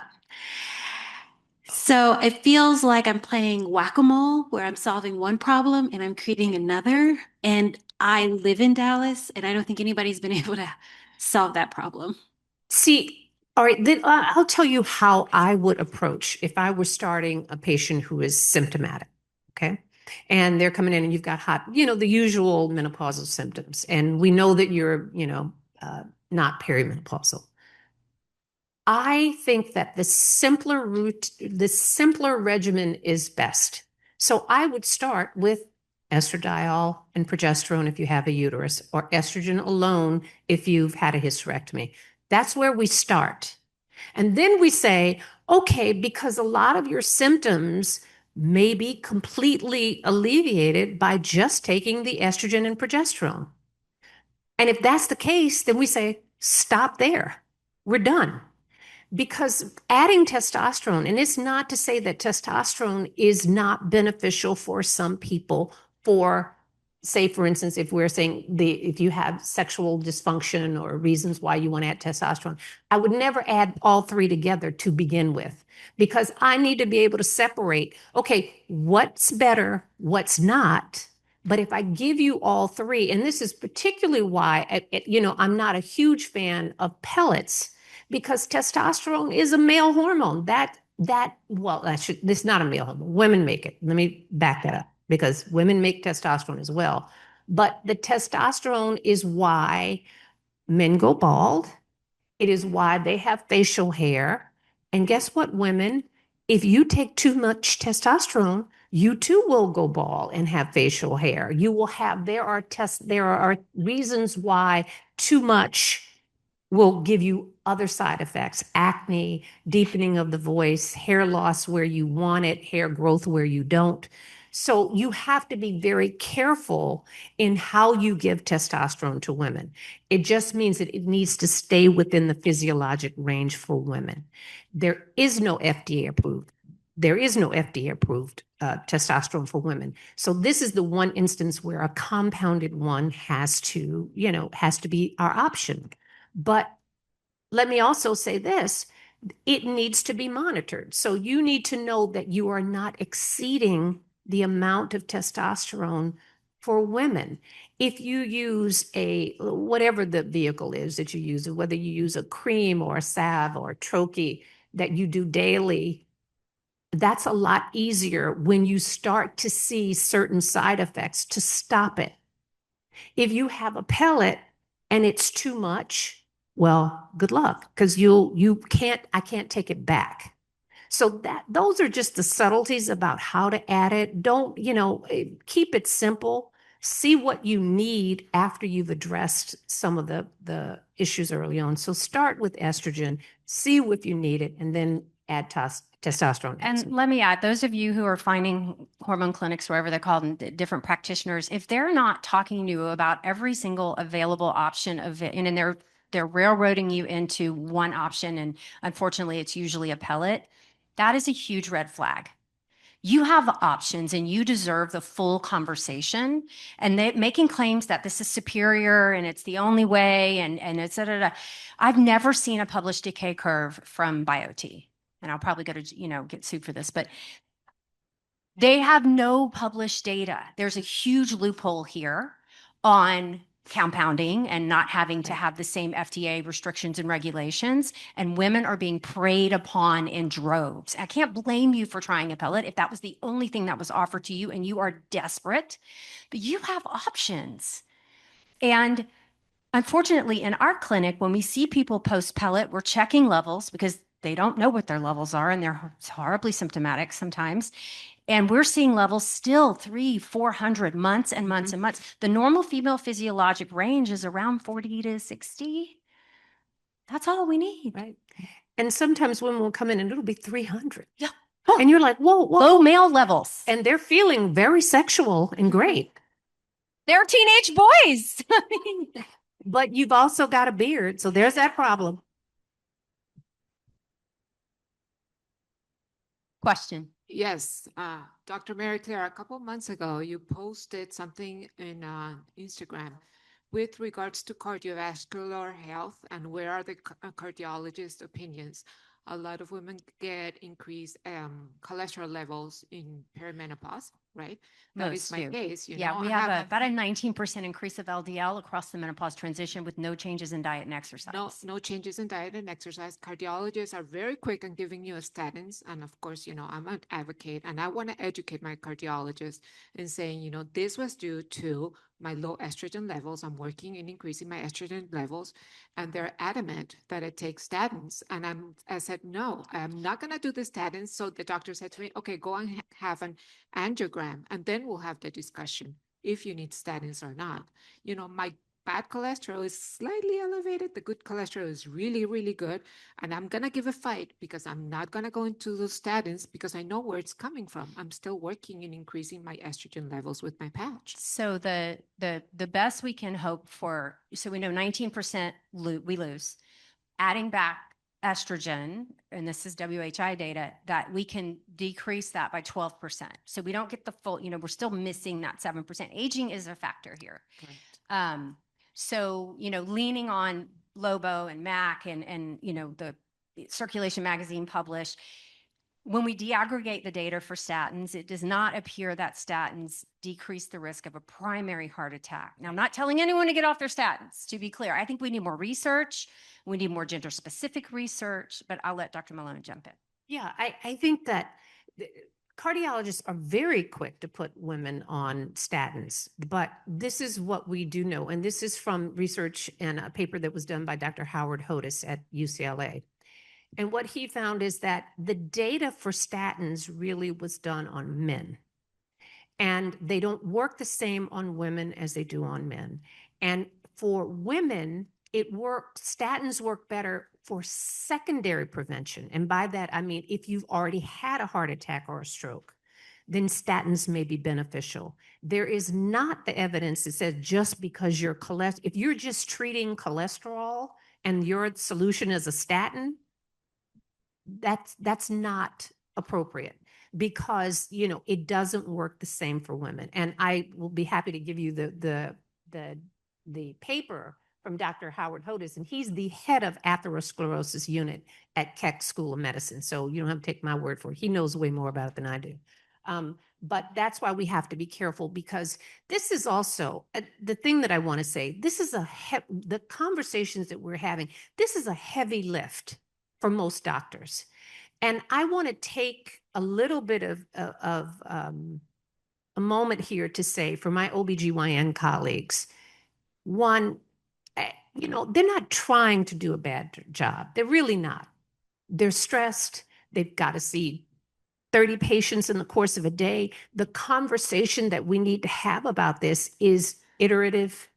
You know, if you are so lucky to live in an area where you have access to a Dr. Mary Claire Haver, or you have access to a menopause practitioner in your area, fantastic. You should do that. But for the overwhelming majority of women in this country, they don't have someone who will prescribe or knows how to treat for them. And that was really one of the reasons. Even when I knew, and I'm sitting there one-on-one and I'm trying to explain to women, it takes a lot of time. This is why when I left my private practice and I, you know, am the medical advisor for Alloy Women's Health, because I fervently believe that your access to good information and to hormones shouldn't be limited by where you live or who you have access to. Everybody should be able to get that. And that's why, this is why we all work together, because what we're trying to do is to say it shouldn't matter whether you live in rural Alabama or you live in Galveston, Texas, and can make an appointment. If you have that, if you have an insurance option, great, do that. Just, we are aware of the fact that access is a huge problem. You could leave here today and say, I got it. I know exactly what I need to do. And you cannot find someone to prescribe for you. And I think that we're all working at cross purposes here, because we put everything on the shoulders of OBGYNs, and we do a lot. But what about our internists? How about our family practice doctors? How about our cardiologists? They know, when I say they will sometimes tell you to get off something that we have already had the discussion and told you to be on. So, the education has to be broad. Any doctor who takes care of women in midlife needs to be It educated should be about this. mandatory for every clinician who touches a female. But you know what? But I have a saying. There's Bill Withers is one of my favorite artists, and he had a saying. He said, "When you're on your way to wonderful, when you get to just all right, you better look around, because that may be as far as you get." And I think right now what we have to understand is that this is the state of affairs. And yes, we need to change how we deliver care. We need to change how we discuss women in midlife. But until then, just understand that for most of you and most women out there, you are going to have to take the reins and realize that you've got to advocate for yourself on this front, because they're not coming to save you. So one tip, when you go to that doctor's appointment, do your research ahead of time. Like, call, do they treat menopause? Is this something they're going to have a conversation with me? Download the Menopause Society guidelines. They're available. They're free. Okay. If they don't know, you can educate that clinician. Right. Boom. Tell them, I want to try this for 3 months. I'll come back to you and let you know how I'm doing. And I think I stole this from Kelly. So you can do that. You will take the onus off of the doctor to make a decision, who's so busy and they're paging them from L&D and they need to go run, make a delivery, and they got 6 other people to see, and they'd be like, okay, fine. You can ask. You can direct your own care. You need to be the CEO of your own healthcare.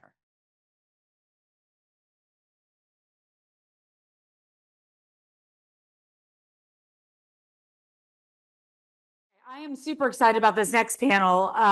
Your 2 a.m. toolbox, evidence-based strategies to take home. I know we have a lot of questions already coming in, so if you have them, save them, because we're going to do that at the end. But let me bring up to the stage our next 2 panelists, Dr. Shelby Harris, a clinical psychologist board certified in behavioral sleep medicine, an author and a clinical associate professor at the Einstein School of Medicine in New York City. Come on up. Hi. And Dr. Judith Joseph is a psychiatrist, author, clinical assistant professor at NYU, and chair of women in medicine at Columbia. Hi. All right. So this is going to be a great conversation. And I know, again, we'll get to the questions at the end. So I want to just jump in and get started. And Dr. Harris, I'll start with you. Let's talk about the common mental health symptoms during perimenopause.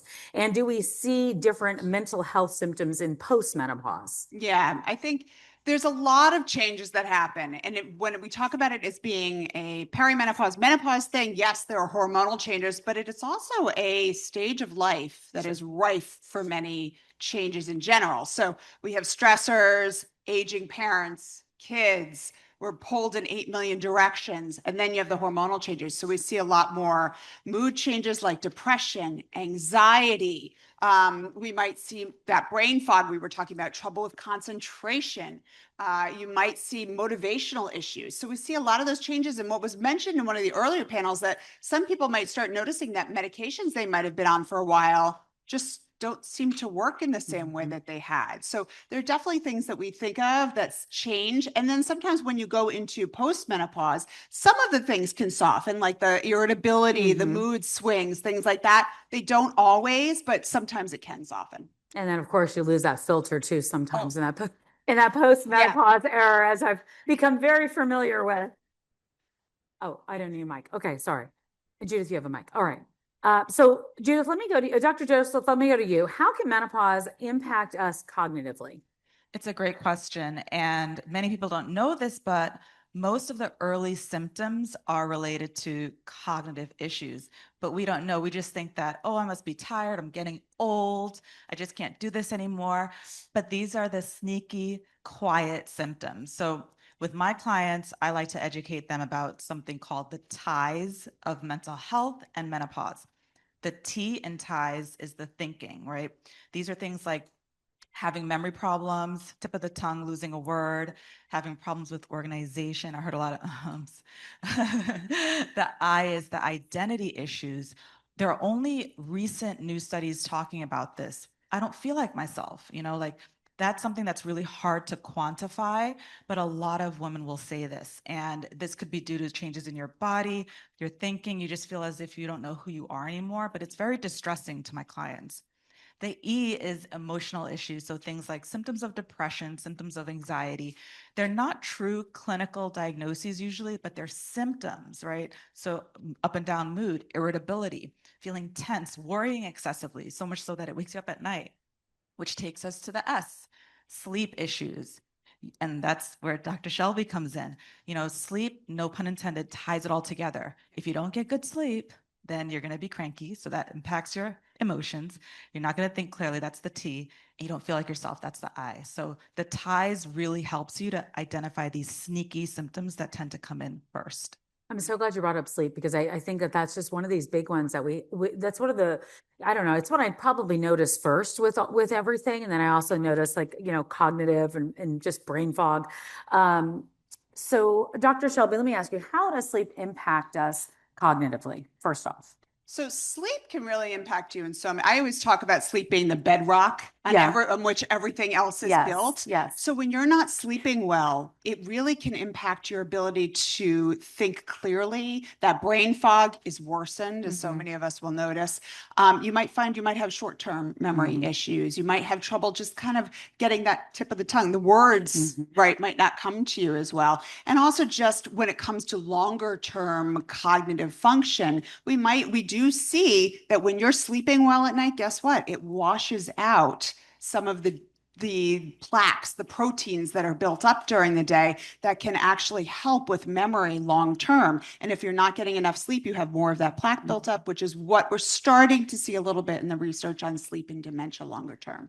I know you have a lot of tips that you're going to bring us for sleep, how to get to sleep, how to stay asleep, how to figure out our sleep hygiene. There's so many different things.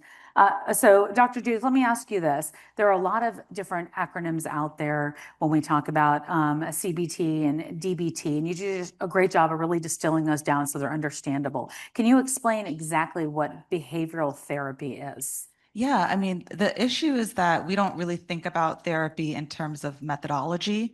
We just think that you just go and talk to someone, but there are so many different types of therapies out there. Behavioral therapy is based on the principle that behaviors are learned, right? We're not born with these behaviors. So cognitive behavioral therapy is one in which there's a model that most of us know about, where the thought may lead to a feeling, which then leads to a behavior. And so a lot of times when you're working with a therapist that you trust, you're focusing a lot of your efforts on challenging these thoughts that may be very disruptive and increase a lot of stress, in the hope that you somehow change the way you feel and then the way that you react. Other types of therapies have different methodologies and are more mindful based. So, for many people, you may feel dysregulated. And things like dialectical behavioral therapy allows you to really hold on to the fact that, two things can be true, and that's okay. You validate how you feel, and then you use distress tolerance skills to help you to get through a difficult situation.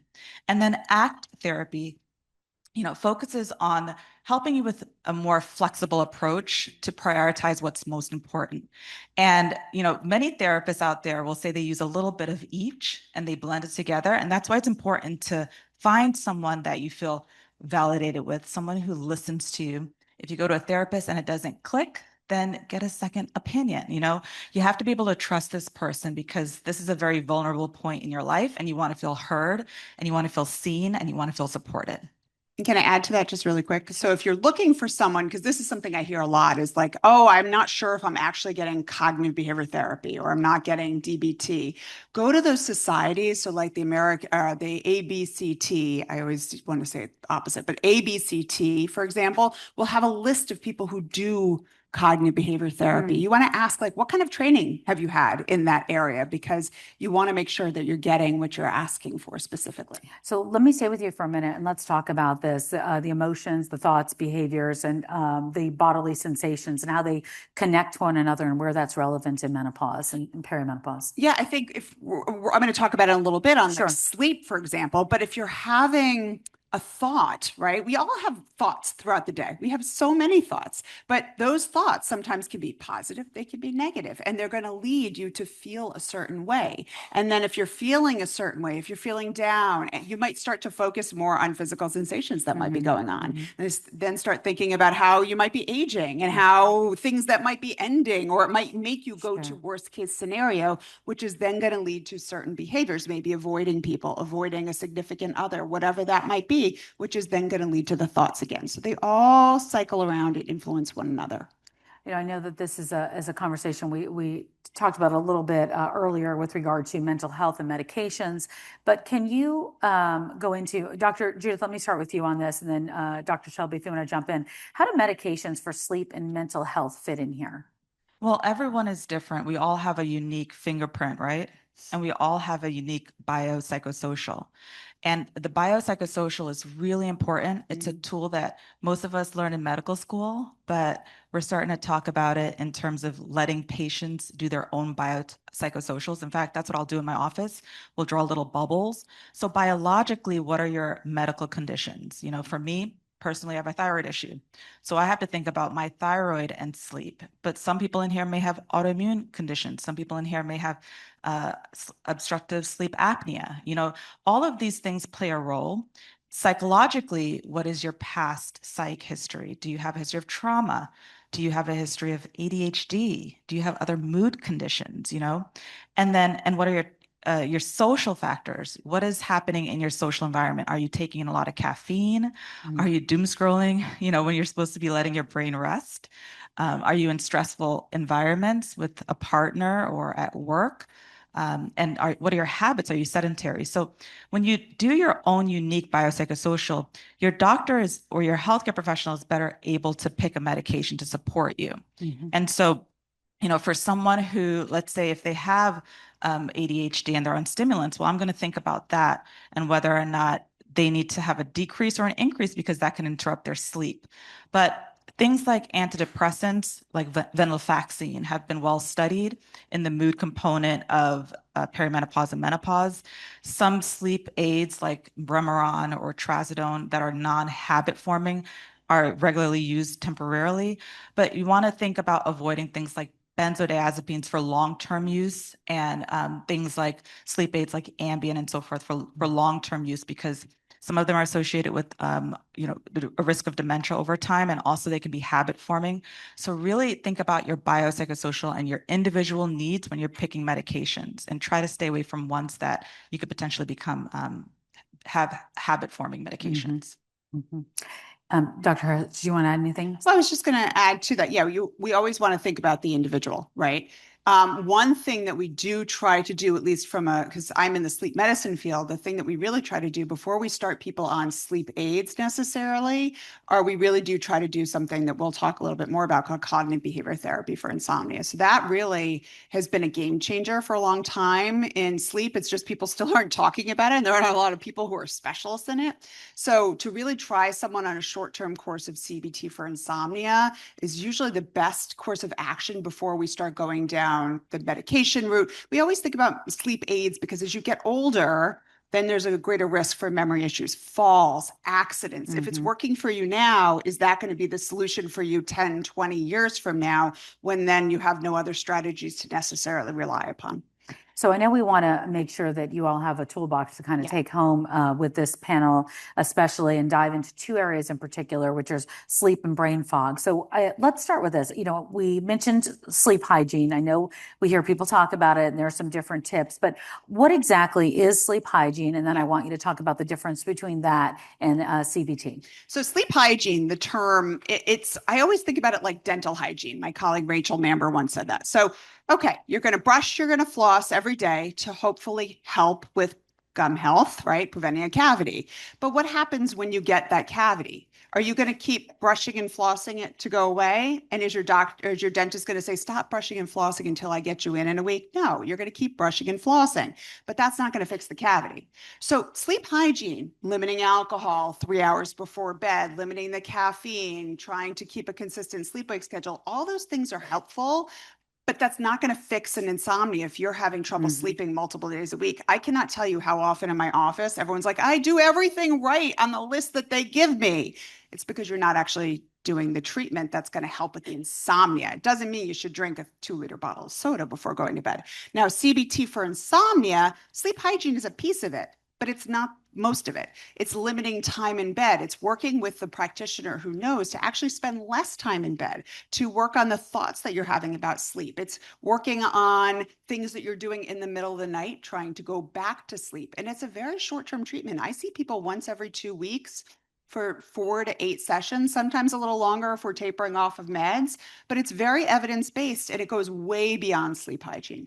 And that would be even if you have sleep apnea or you have something else you're dealing with? You can do it along with sleep apnea treatment. A lot of people have what we call COMISA. They have insomnia and sleep apnea is super common in women once they hit perimenopause. So if you're getting kind of brushed off and you have pauses in your breathing, it doesn't have to be like that kind of noise. Definitely get it evaluated. All right, so I know you're going to walk us through a strategy to utilize in everyday life, and you have a demo. You're going to demo your favorite tool. So let's take it away. So who here has heard of cognitive therapy, reframing thoughts? Okay, so not many of you. So the idea is that, like that kind of cognitive model we were talking about earlier, right? Thoughts lead to an emotion, lead to a behavior. Who here has had the thought in the middle of the night, if I don't sleep, I'm not going to be able to function tomorrow, right? I know, we all do, right? And so what do we end up doing? We end up trying to force ourselves to get sleepier, and sleep is not a problem you need to be forcing because it just makes it worse. So instead, teaching yourself to rationally evaluate the thoughts that you're having is going to be key. So if you have that thought, if I don't sleep tonight, I'm not going to be able to function tomorrow. I encourage everyone to think about this, first of all, during the day, not at night. Because one thing also to think about is that at night, this is true, your prefrontal cortex in your brain is actually, it's dimmed. And this is what's responsible for judgment, decision-making, right? Cool tip is that when you're dreaming at night, this is turned off, is more so turned off. That's why we don't judge ourselves when we're dreaming, right? Crazy dreams. So don't do it at night. Start during the day. So if I don't sleep tonight, I'm not going to be able to function. First thing you need to do is get very specific with what function means to you. Everyone has function means something different to everyone. So I won't be able to speak coherently at my job. I won't be able to do the presentation the way I want to. I will be, and even the one I hear a lot is, I won't be a good mom to my kids. What does that mean, right? I'll be more irritable with my children. Now, the next thing you need to do is, and if you go online and you look up a dysfunctional thought record or a thought record online, for cognitive behavior therapy, you'll get a whole list of questions you can ask yourself to challenge it. It's not positive thinking, which is what a lot of people think it is. It's realistic thinking. So if you're someone who has the thought, let's just say at work, I'm going to get reprimanded at work because I won't do this task very well. Out of all the nights that you have that thought that you're not going to be able to function, what's the evidence that that's actually true? Usually it's not. Or if it's true, it's not 100% true, right? We kind of get very black and white thinking. So try to evaluate how true that thought is. And then what's evidence against it? Okay, out of the 10,000 nights I've had poor sleep, I've only once ever been reprimanded, right? Think about it in that way. Another thing you could say to yourself is, what would I tell a friend who's in the exact same situation, right? Who's worried at night that they're not going to be a good mom the next day, that they're going to be irritable with their kids? What would you tell them? And why do you hold a different rule book for yourself than you would hold someone else, right? Another one could be, what could be the effect of changing my thought? So if I actually change this thought, what could happen? Maybe I'll sleep a little bit better because I'm not going to be so worried about it. So if you tend to have the same thoughts night after night about function or about your parenting, whatever it might be, then the next step for that is to write a coping card. So on one side, write the thought that you usually have. And then on the next side, write the challenge. So what is that honest challenge that you have for yourself? And put it on the other side, and then just put it on your nightstand. Because remember, that rational part is hard to access in the middle of the night. So it's almost like you're looking at your rational self during the day, being able to challenge that thought at night. And it can be a really powerful tool. Now, the one last thing to add is, like I said, it's not positive thinking. If you actually have trouble with these things because you're not sleeping, you're not doing well at work, you're getting reprimanded, maybe car driving problems, whatever it is, then you need to start problem solving it. Okay, what can I do to cope with the fact that I'm not sleeping? So it's not positive thinking, it's rational thinking, and then problem solving if need be. So let's talk about a couple of the behavioral changes or techniques we can take home today, because there's one in particular that's made me feel so much better, which is the limiting the time in bed. Oh yeah. So I always say, when it comes to insomnia specifically, trouble sleeping multiple nights a week for multiple weeks on end, what we all try to do is the common sense thing is like, let's go to bed earlier. Hopefully tonight's going to be the night I catch that sleep because I'm so tired, or I'll sleep in the next day. That's actually what gets you in trouble. So spending less time in bed is actually going to help you to sleep more. And there are ways that you can do it. We call it time in bed restriction. I have a book that talks all about how to do that. I do that on my Instagram. I talk about it. But try to spend a little less time and you might find you'll fall asleep a little bit faster. And then one other thing I add in is don't watch the clock at night. So if you look at the clock, the thing we hear, the 2 a.m. toolbox, right? I wake up, I check the clock. Well, you're training yourself to look at the clock and know it's 2 a.m. And then finally, if you wake up and your mind is active, do a little bit of meditation practice, 5 minutes, that's it, during the day. Not the nighttime stuff with Harry Styles to fall asleep to, daytime stuff. 5 minutes, let those thoughts go, refocus over and over again. If you practice that, even starting today for a few minutes during the day, every day, in a month or two, it'll get easier for you to soften those thoughts that happen in the middle of the night when you're up. I think of you often in my bedroom, Dr. Shelby. You're not the first person who said that to me. Right. Who here has had problems word finding or brain fog or, Dr. Judith is here for you. So Dr. Judith, let's talk about some specific strategies that we can take home today. Yeah, because I treat children, adolescents, and adults, I often have women in midlife who are the parents of my teenagers with ADHD saying, I think I have ADHD now. And it may be the case because we know that girls tend to be underdiagnosed because, technically you have to have inattention and hyperactivity, but a lot of times boys show the hyperactivity and girls show the inattention, so they get missed. But not to say that there aren't ADHD cases in adulthood, there are, but most of the time what I end up seeing is brain fog, and it's that sneaky symptom that comes in. And so one of the tools that I use is called PLANNED. So you can write this down. So PLANNED. P is for prioritizing. Many times we are the mom, we are having our careers, we are taking care of our elders, but make a list of things that are priorities. There are so many things that we try to do all at once, but multitasking really puts a strain on our brains and we don't do any one of those things well. So make a list and prioritize those things. One of the things I use is the Eisenhower matrix. It's a decisional tool that allows me to focus on things that are really important and to delegate things that are not as important. And Google it. It's taught at most business schools, but most people have never heard of it. And President Eisenhower used it a lot when making his decisions, and I love it. So the L is a launch pad, and launch pads are things that you can keep in your home or your office to put the typical go-to things. In my family, we joke that I'm always looking for my earbuds. So I have a bowl on the table where I put things like my earbuds, my keys, my wallet, things that I'm constantly losing, like glasses. And I have one of those in my office as well. So keep a little launch pad in areas where you tend to lose things. When you have less time in the morning, looking for something that's lost will completely dysregulate you. And then your day is started off on the wrong foot. And then the A is for aids. So the aids that I tend to use, because I am a little bit of a cluttery person, is I use these containers that are color coded. And in ADHD, this is what I do with my teams. Like, we color code things to be able to find things. It decreases the decision-making time. So you know where certain things are. We do things like file systems, but you can do this with containers. You can use aids in your workplace, such as like little stackable areas where you put certain things that you need to use repeatedly. The goal is to use things in your environment that you can touch and see. So you're using sensory components to organize yourself, right? The first N is my favorite. It's no. Set boundaries. Get comfortable saying no. Initially, you feel guilty. We're people pleasers often, but try to set healthy boundaries and say no to things that are not important, because the more you add to your plate, the more overwhelmed you are, the less you make worse decisions. You're more stressed, right? And then the next N is new, for new technologies.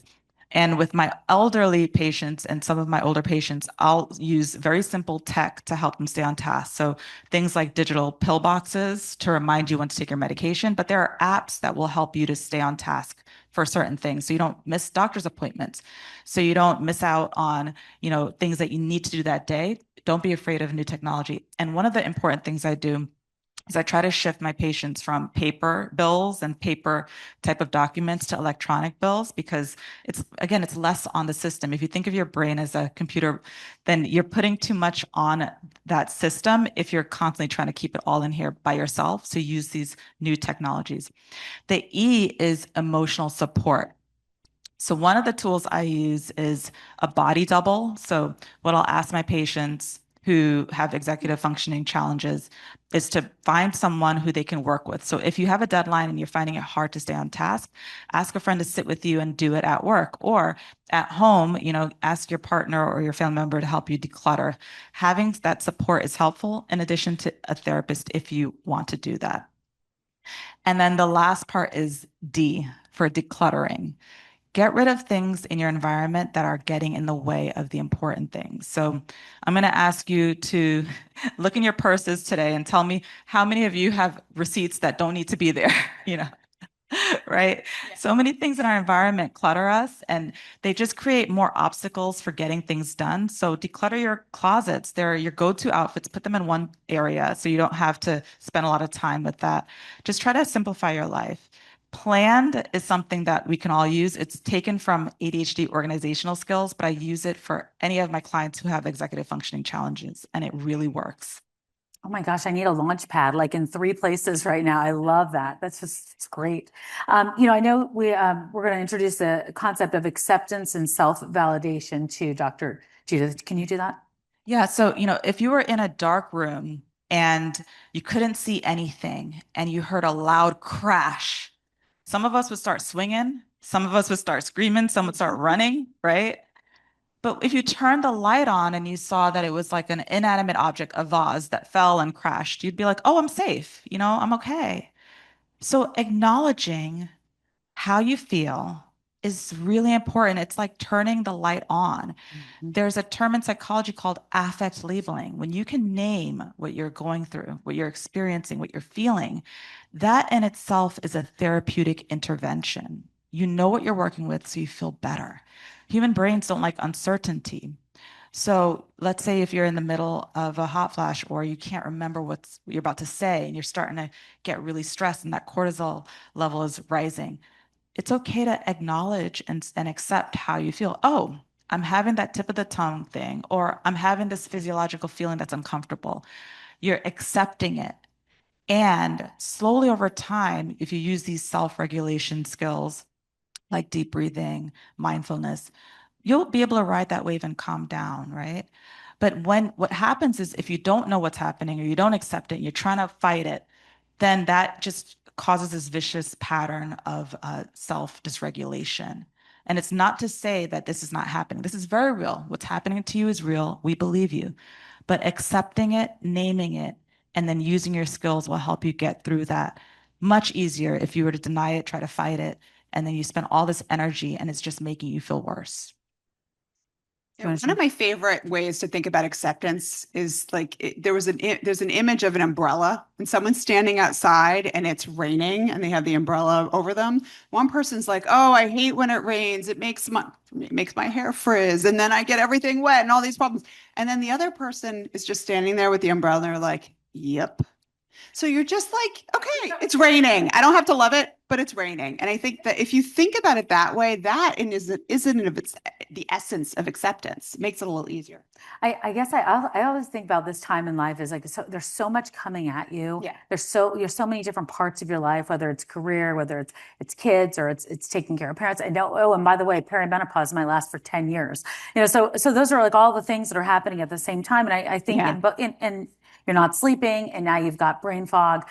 What is the first piece of advice? I mean, those are some great tools that you both gave us. What is the first thing to maybe really focus on? If somebody said like, I want to implement this tonight, is sleep where the core would be of at least the sleep hygiene before you can go into CBT? Yeah, I think sleep hygiene is a great thing to do. If you do it for 2 weeks. Maybe even take out like a diary, right? I have one in my book. There's a million online.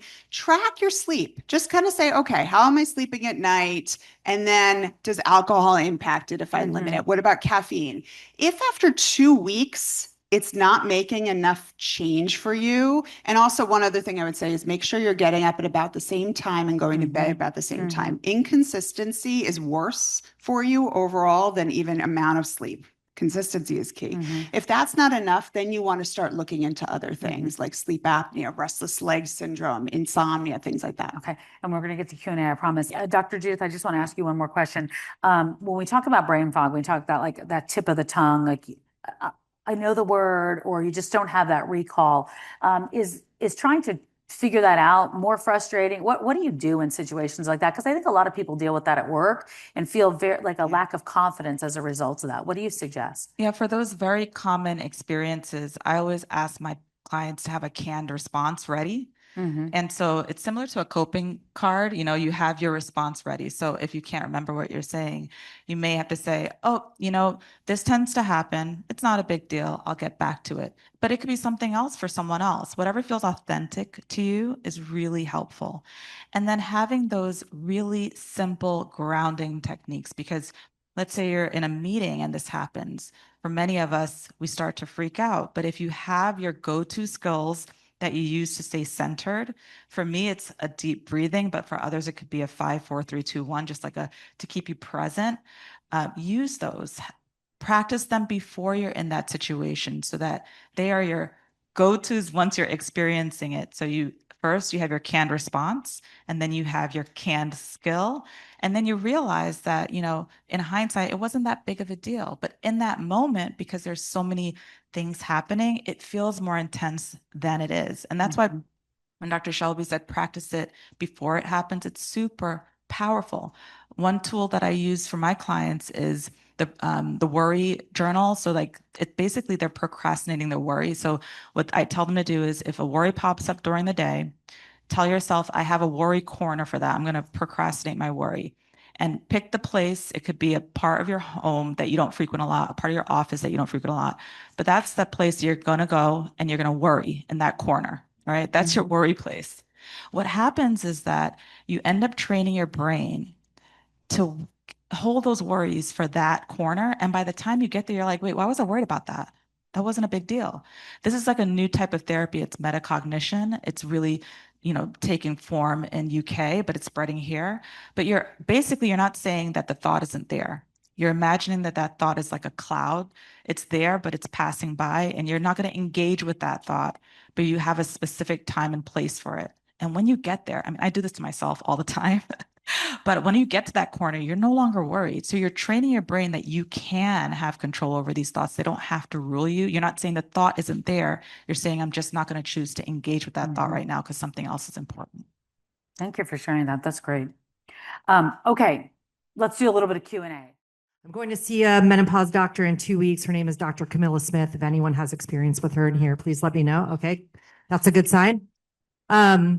I've been wearing this Aura ring for 3 months, and it basically says deep sleep for me varies from 3 minutes to 27 minutes. I once had my daughter wear it just to make sure it wasn't broken, and her deep sleep was almost 2 hours. And so I'm taking, all the magnesiums and, to sleep and to poop, and I'm taking the melatonin and I'm taking the ashwagandha and all the stuff. Any thoughts about all those supplements and the deep sleep specifically? I could talk about this for 8 days. Okay, let's go.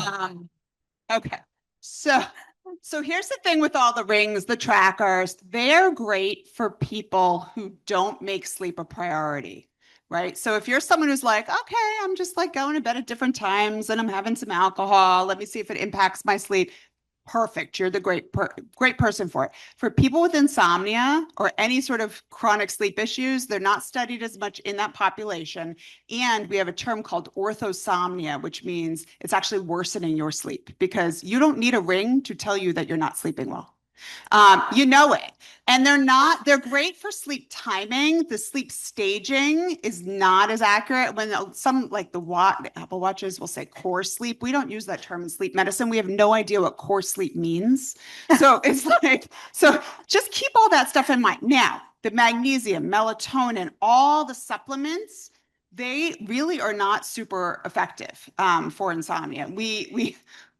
I hate to say it. Some people do find magnesium can be helpful. Oh, sorry, magnesium can be helpful to relax the brain and the body. Melatonin, now full disclosure, I've worked with Natrol. Like we actually use melatonin in sleep medicine, but people often use it as a way to kind of fall asleep to, and it's actually a sleep shifter. So when we use it more for people who are night owls, who have jet lag, who are shift workers. We'll use it mostly in that population, but we don't always use it for people to fall asleep to. And if you find it helps, great. But if you're using more than 3 to 5 milligrams, you're using too much. They market 10 milligrams left and right. There is no data to suggest that's necessary. 3 to 5 max if you want to try it. I am neurodivergent. I was diagnosed over 12 years ago. Yeah. A little closer. Okay. For all of us who are neurodivergent, your planned list was great. Those were things that I developed after my diagnosis, and now in perimenopause, it feels like none of that works. I feel like my neurodivergence has blown up. It's just multiplied exponentially.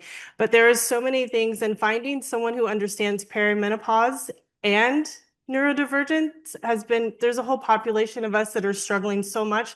We can't find anything for like progesterone sensitivity or too low of a dose of progesterone, the trauma, the ACEs, all of those things that are playing into it, how it's our nervous system that may be also causing us struggle to be able to regulate in this time. I'm getting overwhelmed already.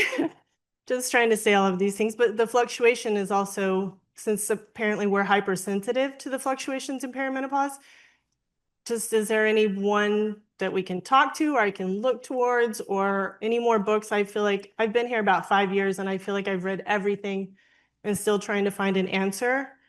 If there's any way to learn more, I guess would be. And thank you so much for being here, everybody. Well, thank you for that question. And that's why I'm so glad you said it, because you know how I said that we each have our own fingerprint? We all have our unique biopsychosocial. So when you try something that works for someone else and it doesn't work for you, you just end up feeling like a failure. Like, what's wrong with me? But what you just so beautifully articulated was that, hey, I have trauma. I am neurodivergent. I don't know what type of neurodivergence, but I'm assuming ADHD. But you have other challenges, and on top of that, you have hormonal fluctuations. So that's why it's so important to have a reflection in that process. And with my clients, in addition to organizational skills, sometimes I have to modify their treatment with both short and long-term stimulants. Like sometimes we're doing all of these different trials. The great news about stimulants is that they work right away. It's like one of those very satisfying medications in mental health because it's really the gold standard. And I may have to play around with some that you can open and sprinkle, some that are patches. I mean, we just go through all of them. There's so many new ones now. And there is some emerging data with using things like Vyvanse, which is a newer stimulant, with some of the symptoms that we're looking at in terms of perimenopausal and menopausal, brain fog and so forth. The other thing is that along with ADHD, and many people don't know this, ADHD travels with anxiety and depression. So sometimes you have to expand that biopsychosocial to include some of those, new friends, right? Because as challenges happen, you start to become depressed and anxious. And one of the symptoms of depression and anxiety is poor concentration. So now you have a whole lot to deal with, right? But what I found helpful is creating community. There's a great doctor who runs Neurodivergent Insights. She's in midlife, she's a psychologist, and she's also someone who had a late diagnosis of neurodivergence in adulthood. When she was going to evaluate her daughter, she realized, wait a second, I think I'm neurodivergent too. And I love working with her. And so look her up. She has a book for neurodivergent adults, and she has an entire community. And she talks about things like using certain forms of mindfulness for the emotional dysregulation. Because for those who don't know, ADHD travels not just with losing focus, but with emotional impulsivity in your relationships. So, it's not just about memory and forgetting things. It's also about that dysregulation that happens internally. So I think finding a community and those specific tailored resources, because there's only one you and there will only ever be one you. So try to find things that fit your narrative. Dr. Judith, thank you so much. Oh, do at Neurodivergence Insights. And you can find her if you go to at Dr. Judith Joseph. I have a podcast with her. I'm so bad with the names. There's the brain fog. I'm going to accept it. I'm not going to have shame. This is what happens. I'm in my 40s and I'm not ashamed to admit it. I think we are, do we have time for any more? We're done? Yeah. Oh, okay. We're going to bring up the next panel. Dr. Judith, Dr. Shelby, thank you both so much. Thank you.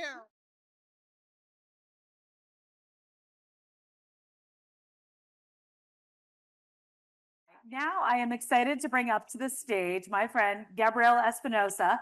Gabriela is a leading educator, coach, and advocate for menopause, women's health, and sexual health. She's a founder of Women's Body Wisdom and podcast host of Pleasure in the Pause.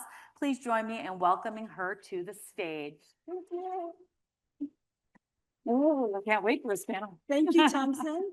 Welcome, everyone. I am so thrilled to be your moderator for today's panel, putting the va back into your voom, because we are going there. We're talking about the vaginal, sexual, and urinary health issues that impact us in menopause, the things that too many of us are told to suffer with in silence, and too few providers are trained to talk about. But luckily, we've brought you an incredible lineup of experts who are going to talk to us about this. So I'm going to introduce them and bring them onto the stage. Are we ready? Yeah. Okay, great. Yeah. Soon. Dr. Kelly Casperson is a urologist, sex educator, TEDx speaker, author, and podcast host of You Are Not Broken, and the founder and CEO of the Casperson Clinic. Dr. Jessica Shepard is an OBGYN and menopause expert, the author of Generation M, founder of Sanctum Med and Wellness here in Dallas. She is also a national medical health expert. You'll see her on Good Morning America and the Today Show, and is also the chief medical officer for her. And Dr. Maria Sophocles is an OBGYN, sex counselor, TEDx speaker, pioneer of vulvovaginal laser therapy, sex toy designer, author of The Bedroom Gap, and the contributing producer to an upcoming documentary about midlife sexuality called Hot. And it is going to get very steamy in here today, for sure. Whether you're feeling like your libido is nowhere to be found, or you've decided to put it into retirement, which is okay too, or you're feeling like the Sahara Desert down there, you are not alone. These symptoms are real, but there are solutions. So we're going to get into it, and let's begin with the basics.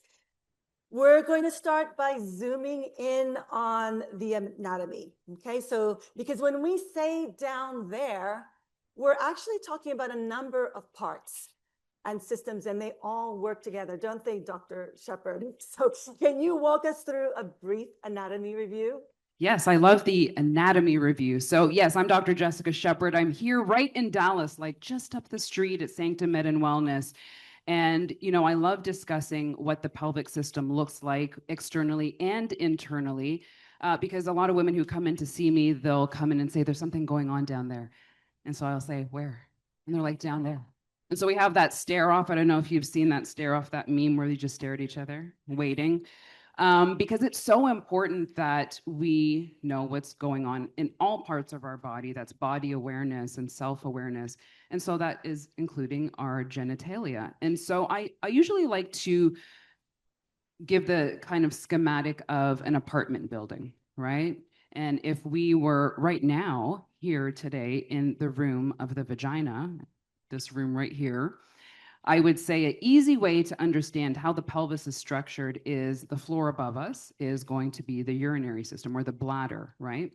And then the floor below us might be what we would say is more of the intestines, the rectum, that area. And so that really shows you the proximity of how close they are together and how well they intertwine, and why it's important for us to know the different compartments, but they're all kind of the same area, which is the pelvis. And in that is going to be a lot of muscles and ligaments and organs, obviously. So now that you know the compartmentalization of it, this is why when we go through perimenopause and menopause, it's important to understand that complexity of it, because there are estrogen receptors all over your body. And so when the estrogen is not there anymore, this is how our organs respond. And so this is why you might see your vaginal dryness, which is both can be internally and externally. But also when we think of the bladder, is that rain? Wow. If that's a loud rain. When you have the apartment above, which is the bladder, that's why you start to have maybe more frequent UTIs. And then also, even for the rectum, you can start to have a lot of changes in your bowel as well. So that's just a kind of a quick overview of how the pelvis is structured and how they're intertwined. But externally is also understanding the parts of the body as well, which is what you'll see here externally. I always like to go from top to bottom. So if you were to look there at the top of the diagram, you'll see that's where our clitoris is. I have a lot of my patients who bring in their adolescent daughters and or nieces or whatever, and I always encourage them. I have a mirror in my exam room because I want them to see it. And in seeing it, they can find comfort and understanding that this is not an uncomfortable part of their body, but then I can walk them through it so that they don't have to be my 50 and 6-year-olds who would be like down there. They can say exactly where down there is. So if we go from top to bottom, you'll see there at the top is the clitoris, which is our organ, I guess you could say, of sensitivity and sensuality.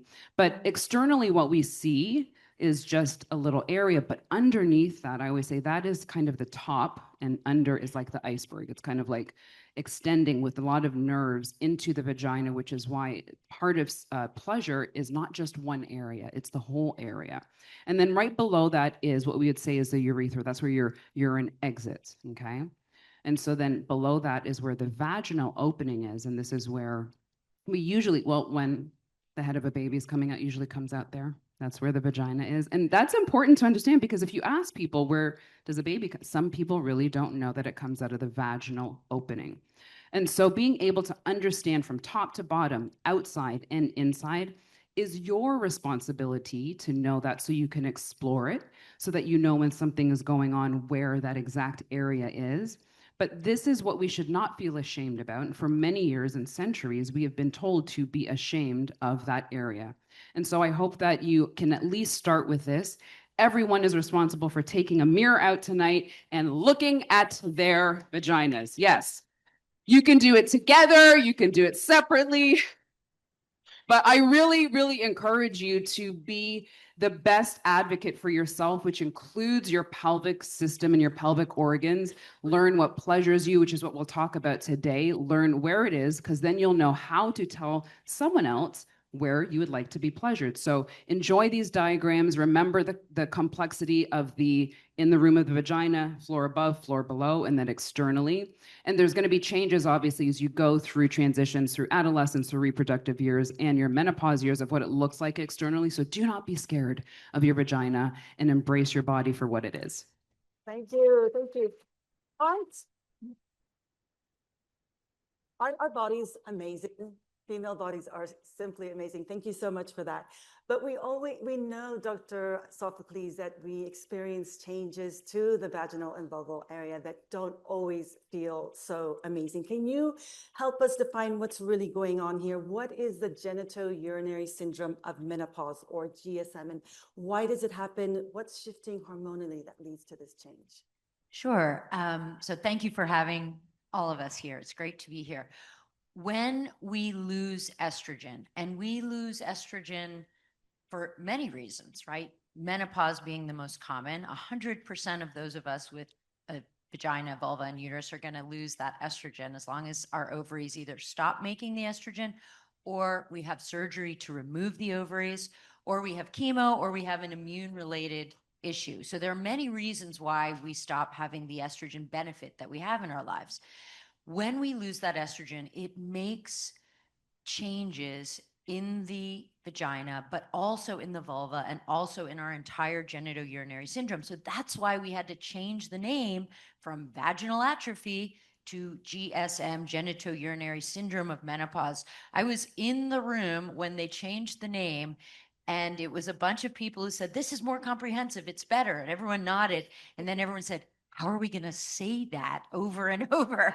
So GSM helps us to say it efficiently. What happens is that we see, well, two main things are that we lose the type of collagen that serves us so well. So we all start out with this Neiman Marcus level, beautiful collagen that makes our vaginas elastic. And God knows we need that elasticity to have babies come out, to have penises go in, to have all kinds of things happen. And that's also we have those beautiful ridgy folds and that deep dark pink color from all those blood vessels. But when we lose estrogen, that good collagen is replaced. So Neiman Marcus goes to IKEA, and we get IKEA level collagen that quite simply doesn't really work as well. I mean, we all know IKEA furniture looks great the day you get it for your kid's bedroom, and then a year later you're like, what is this part? And it's the same thing. So you can even see in the diagram, we go from beautiful, ridgy, dark color to thin, inelastic, pale, even yellowish white tissue that doesn't serve us. And how does this translate to you? This hurts. This is why you come into our offices and you say things like, I hate my vagina, or my vagina feels like there's a cactus in there, or it's dry as the Sahara, or there's shards of glass. We've all heard these. So when the collagen breaks down and is replaced, we get a loss of the rugae and the expandability. When the blood vessels leave town, this is even a bigger tragedy. And that's because we need the blood vessels for urinary health, and Dr. Casperson will tell us about that. But we need the blood vessels. So I'm a gynecologist and a sex therapist, so I talk sex all day. So we need the blood vessels for lubrication. And that lubrication, by the way, isn't just for sex. We need it to ride our bikes and to be comfortable and to just be healthy. But yes, we need it for sex. And when you lose the blood vessels, it doesn't matter how turned on you are in your head, you're not going to get wet. The blood vessels are part of the source for the moisture. So we're going to learn about how we can replace that moisture and how we can replace health and how we can fix GSM, because it's eminently fixable. It's easily fixable. And we've already learned from Dr. Haber and others how inexpensive it is to fix this. So I just think GSM is something that you can still call it vaginal atrophy. I don't really care, but know that it's chronic, and it's progressive. And this is another important distinction. Your hot flashes may stop. Your mood changes may improve. You may not want to kill your husband every other day, but you will, if you have GSM, and 50 to 80% of us are going to have it, you will have it for the rest of your life if you don't take care of it. So I tell my patients to think of treating GSM like you do seat belts and sunblock. Nobody wakes up and says, I'm 72. I don't think I need a seatbelt anymore. Or I'm 64. I'm pretty sure I won't get sun damage if I go in the sun now. We don't say that. And you shouldn't say that about your vaginal health either. You should say, I need to keep this health, or if I'm losing it, I need to fix it, and then I need to keep it there. So that's the short and quick of GSM. Yeah, and it's not just about vaginal dryness, right? So No. Dr. Kasperson, can you speak to the urinary health implications and also the longer term health and healthcare cost implications of untreated GSM, especially as it relates to chronic UTIs and bladder health? Yes. So I love the floor metaphor. I often say that the bladder and the vagina are condo mates. They share a wall. Because so many people, they don't understand. They don't understand, number one, that the vagina is an important organ for many things. The vagina provides a healthy microbiome that prevents the poop bugs from going up to the bladder, right? And so it's like a precious moat to protect the bad guys from invading the castle. And the other important thing about the hormones in the pelvis is that people come in because this is a progressive condition that gets worse. The hot flashes and periods were 8 years ago for these people. And I have to spend a lot of time saying, this is because of low hormones. They don't even know that postmenopause is low hormones. They thought they were over it, going back to Dr. Sharon Malone, right? So a lot of this education is estrogen and testosterone receptors are everywhere in your body. And the pelvis continues to deteriorate because it loved being Neiman Marcus. It functioned very well there. And so the bladder takes a hit. We have estrogen receptors in the muscle that makes the bladder make the urine go out. We have testosterone receptors in the pelvic floor that work with stress incontinence, right? When everybody's like, testosterone's only for libido. It's like people's stress incontinence get better on it. There's 2 published papers on that because testosterone receptors are in the pelvis and are involved with GSM. So recurrent UTI, bladder urgency, leakage, getting up at night to pee.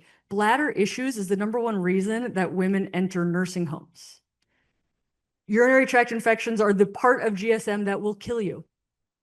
There is I tell women, they come in, I'm like, if there was something that I could give you that decreased your risk of recurrent urinary tract infections by 50%, would you be interested? 100% say, yes, I'm interested. I'm like, that's vaginal estrogen. There is nothing better. And there was an amazing abstract just published this week at the American Urologic Association. They looked at over 11 million women using American health records. And women with recurrent UTIs who were on vaginal estrogen had a 50% decreased risk of sepsis, 20% decreased risk of hospitalization, and a 73% decreased risk of death from their recurrent UTIs. And that just got released this week. So I agree. I think this is seatbelts and sunscreen and vaginal estrogen. When you turn 50, I think it's mammogram, colonoscopy, vaginal estrogen, because GSM is so undertreated and vaginal estrogen is so safe that this is low-hanging fruit in the pelvis. And when we think about just going into the sex part of it, gray divorces, kids are out of the house, maybe career's done, you've got your maximum net worth, and the relationship ends. One of the top 2 reasons is lack of intimacy. Untreated GSM is a massive cause of relationships breaking up, and nobody talks about it.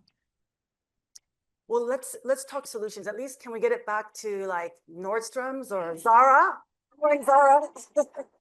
Let's, Dr. Shepard, can you explain? There's a lot of confusion about vaginal estrogen. So Dr. Shepard, can you explain how it works and whether it's safe for everyone, including people with estrogen positive cancer? Yes, vaginal estrogen, just like Dr. Kasperson said, is like that low-lying fruit, and where even people who have hesitation or concern, or if they've had a history of breast cancer, is really to understand where is this entry point of where I can maybe consider it, but also the beauty in what it's providing for your pelvis. And so you have to think of it, I think, in two different ways. What am I wanting as an expectation or outcome? What do I want for my life? And what's hindering me from getting there? And sometimes it may just be as simple as, what conversation can I have to get me to that point where I would be maybe a little bit more willing and accepting to vaginal estrogen? So I have a lot of these patients who are like, I just keep hearing about hormones and it makes me a little bit itchy just listening to it. And I'm like, well, that actually could be solved if you took the estrogen. But anyway, nonetheless, where can we start? So I always say, where is a starting place and where you might feel comfortable? And vaginal estrogen really is that ability and that modality for you to have something that's going to help with vaginal dryness, but especially for women who have a history of breast cancer. I think that they have been slighted for so long and just kind of excommunicated from any conversation that has to do with hormones.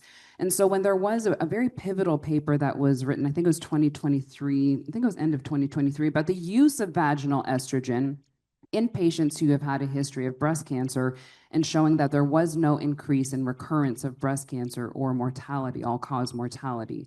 And so then that allows them, even in breast cancer history, to re-enter the arena with what's something that's going to help me as well, and that's vaginal estrogen. So we've already explained, and I'm sure you've heard throughout the entire morning, that there are estrogen receptors all over the body. So just to even bring it back down to what is a hormone really is a chemical messenger. And I think it's, if you think of like a mailman or a car assembly line, it's something that's being done and delivered all the time consistently. And so if you don't have that delivery system, and that would be when we have a decline in estrogen and the estrogen is not there to be delivered to the receptor all over our body, what do you think is going to happen? Well, the organ is not going to be able to respond or do the thing that it has been doing for so very long.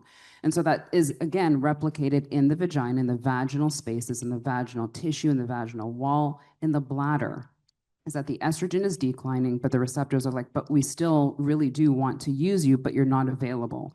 And so that's why we start to see the change with Dr. Sophocles just said, that atrophy or the drying or the tissue changes, and then you have pain as a result or bleeding. And this is why vaginal estrogen is such an important tool that everyone in this room could potentially be a candidate for it. And so if you think more of who are the people who can't have it versus who are the people that can, it's the possibility of what if it works. And this is a very safe entry point into giving yourself maybe one of the best chapters of your life when we think of not only just sexual health, but just comfort in myself and knowing that I'm not having pain. That's really, when I think of self-care, and I know there's a lot of, go get a massage or get your pedicure, those are very important, so don't drop those either. But what is self-care is taking care of who I am because I want to live the best chapter of my life, requires intention and making sure that you're putting yourself first. So vaginal estrogen for a win. Everyone is getting, you get vaginal estrogen, everyone's getting a tube when they walk out. I'm just joking. They're going to be like, you said that on stage and now everyone is asking us for a tube. But that is a beautiful way to think of your vagina and your health.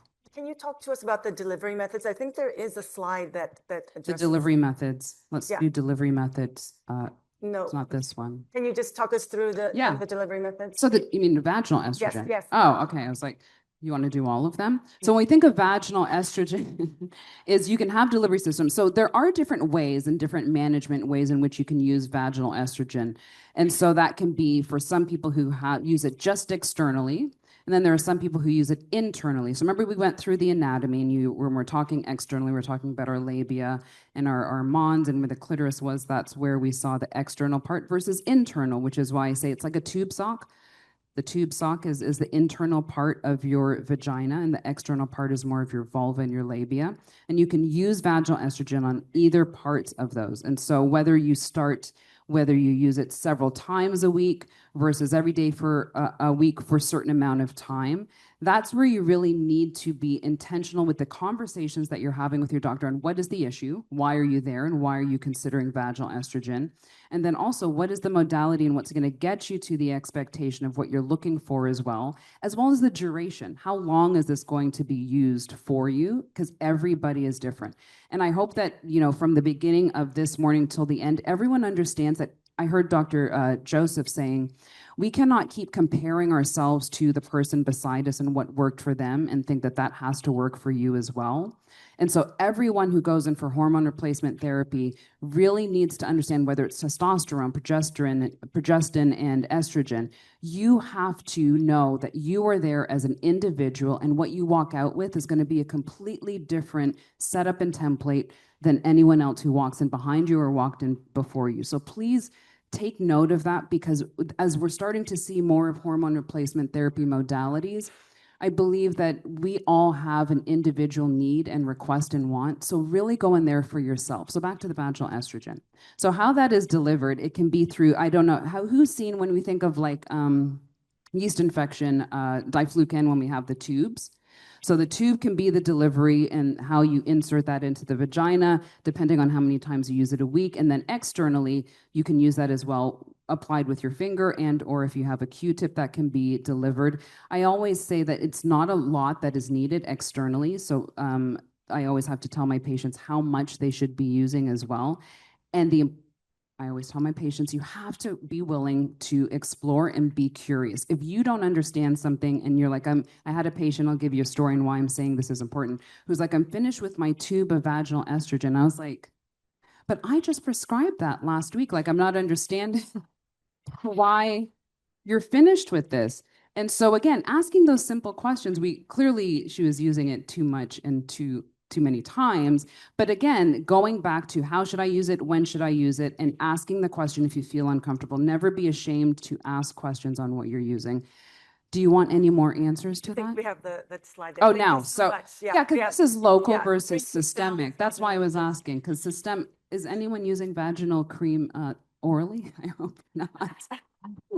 I mean, Do not your use it that crow's way. feet are close to your mouth, but it is not orally. Do not insert it The other into thing your we mouth. have to mention as far as local hormones, don't forget the androgens. There's currently one product that is FDA approved for dyspareunia, which is pain with sex in postmenopausal. It's called Intrarosa or Prasterone, and that is DHEA. It's worth a mention, and the new GSM guidelines that came out on Monday mention androgens 6 times. We're very excited. Yeah. So DHEA is a precursor hormone, or it's a hormone that then converts into both estradiol and testosterone within the cells of the vagina and the vulva. It makes chef kiss vulvas because we need both androgens and estrogens. That's how we function, right? So it's a cool medication. My problem with it is it's still brand name and expensive. And Medicare has its issues with covering things that are for sex. Right. But it also does decrease urinary tract infections. It's just not FDA approved for that. But it's wonderful. It cannot compete dollar for dollar for a tube of vaginal estrogen cream, which you can also put on the external structures and your crow's feet off label, because it is a cream. So we must mention the DHEA. It is a wonderful product, and I do believe some women will benefit if they're not seeing the results they want with a cheaper vaginal estrogen product. Get a good exam by a competent provider, and then you can consider other options. Can we go back to One other thing about the estrogen cream, it comes in a tube, it has this inserter. I definitely think whoever invented that was either a male or had a horrible sense of humor. Nobody who has ever washed a dish or a bottle would ever design something that you have to wash out like that on a regular basis. So I do think if you just use your finger, you have the best inserter right in your own hand. Raise your hand, Mary Claire. And all you have to do is put it to the little first crease. If you put that, people always ask me, what's the exact dose? 2 grams, 3 grams, 4 grams. I say, look at the line, put it to the line, put it in your vagina. You have enough to think about. You do not have to measure, and you do not have to bottle wash these damn inserters. So throw the inserters out. We do. One of the obstacles for using vaginal estrogen is bringing that box home. It happened to me, bringing that box home, taking out that leaflet, and then seeing that warning. And I've heard so many stories, and it happened to me too. You just put it back in the drawer and like, maybe not. Dr. Casperson, can you talk to us about the black box warning? What do we need to understand about that warning, and should it be cause for concern? Yeah, so too long didn't read is it needs to come off. Because of the WHI and the fear of hormones, the FDA mandated what we call a boxed warning to go on all hormone products, especially all estrogen. Doesn't matter the dose, didn't matter the route, didn't matter what type of estrogen it was, just blatant slap it on everything. And it's wrong, it's incorrect. We actually have published data. If a woman is lucky enough to get a prescription for low dose hormones for her vagina, 20% will still not use it because of the boxed warning. Because it says things like heart disease, blood clot, cancer, and not possible dementia, probable dementia. And if that pisses you off that our government label is incorrect and incorrectly fearing women, get the card out in front of you now, take your phone, scan this QR code, because now is the time to get the FDA to pull this off. I think all estrogen products. And they just pulled off an incorrect warning for testosterone for men. So the time is now to get this off for women. Yep. Dr. Sophocles, Dr. Casperson mentioned DHEA. Did you want to add anything else about DHEA? No, I certainly am no DHEA expert, but we use it all the time because DHEA is a naturally occurring hormone. It peaks in our 20s, it descends after that. It helps convert into other hormones. So the reason it's part of this discussion is because so many women think of estrogen and link it to cancer and come to us saying, what else can I use? And again, the DHEA that's commercially available as progesterone is god-awful expensive, but that doesn't mean it doesn't work. And if your insurance company will cover it and you don't mind a nightly vaginal suppository, then by all means use it. I've used it. It makes an incredible amount of moisture, but it can be expensive. But why would you use it as opposed to a I think you would use it because you are afraid of estrogen or because there's a cost. You may have some insurance that won't pay for vaginal estrogen. Again, we can't know every insurance and who's going to cover what, but you may also use it because your girlfriend used it and she told you it really helped her, or you read online, or there's an influencer or TikTok person who mentioned it, and you come to us and ask. So our job is to know, is it safe and what's the data? And so I will say one quick thing, that DHEA, for this talk, we're talking about vaginal, but DHEA comes as topical for skin use and as oral. So when we use it orally, and I don't mean we do, but when people do, they often will use it for depression, or they've heard that it helps menopause cognition related issues, or they've heard that it's going to help their libido or orgasm or arousal.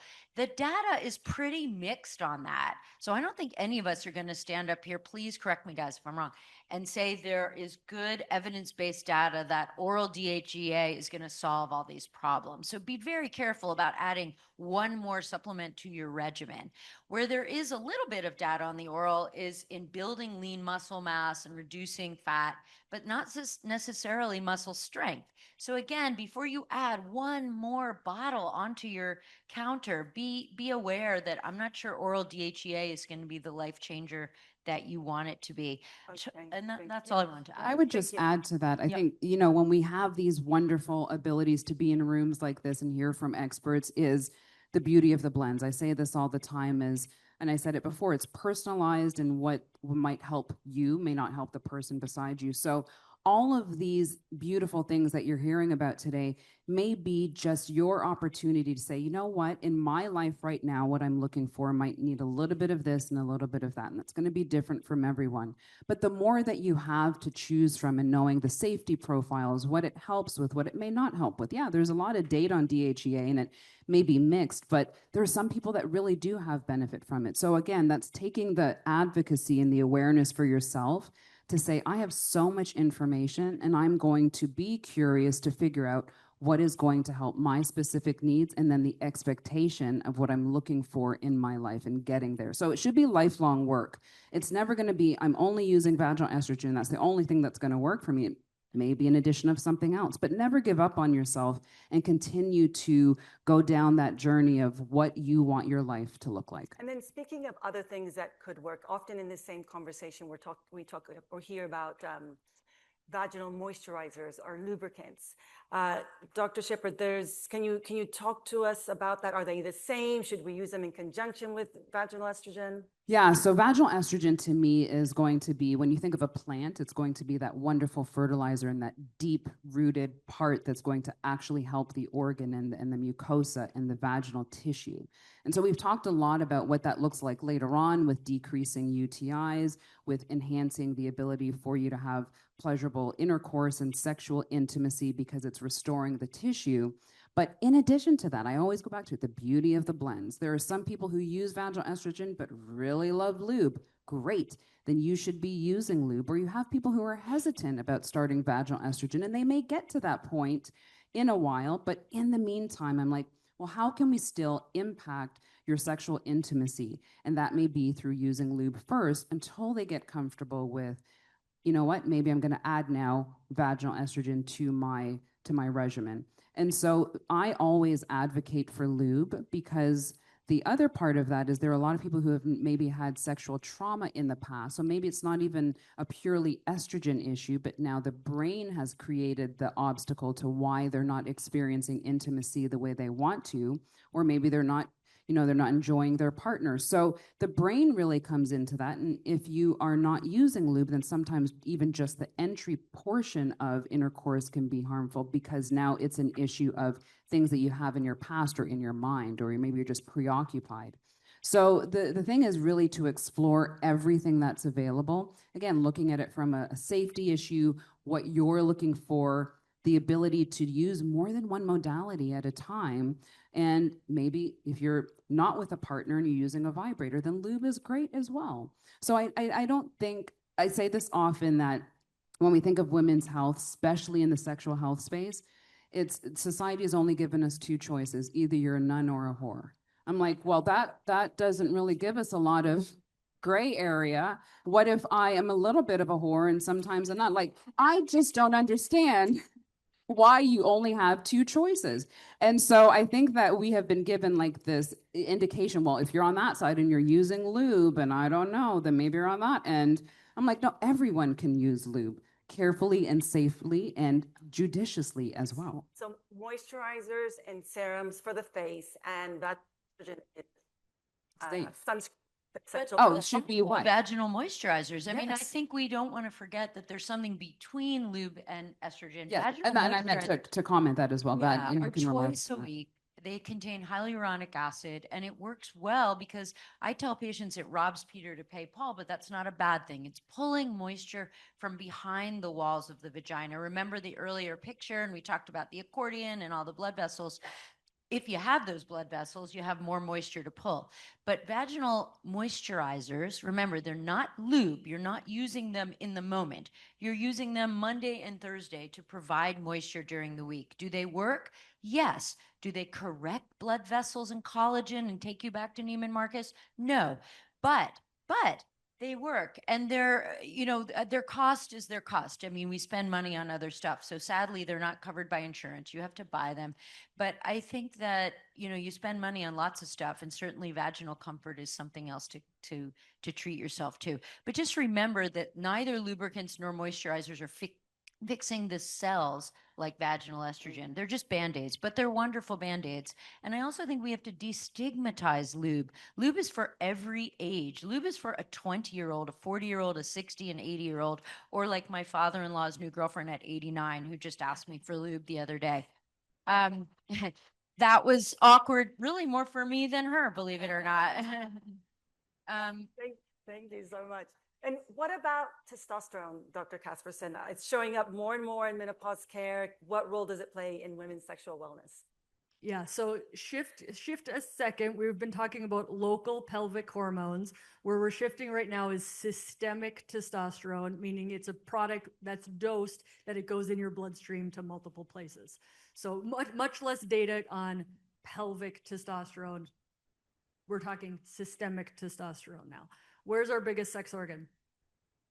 The brain. Where's libido in the brain? Is it in one little corner on the left side that's only a centimeter? It's the brain, right? And so nothing will irk me more when people are like, it doesn't help mood, it only helps libido. And I'm like, libido is literally called getting in the mood.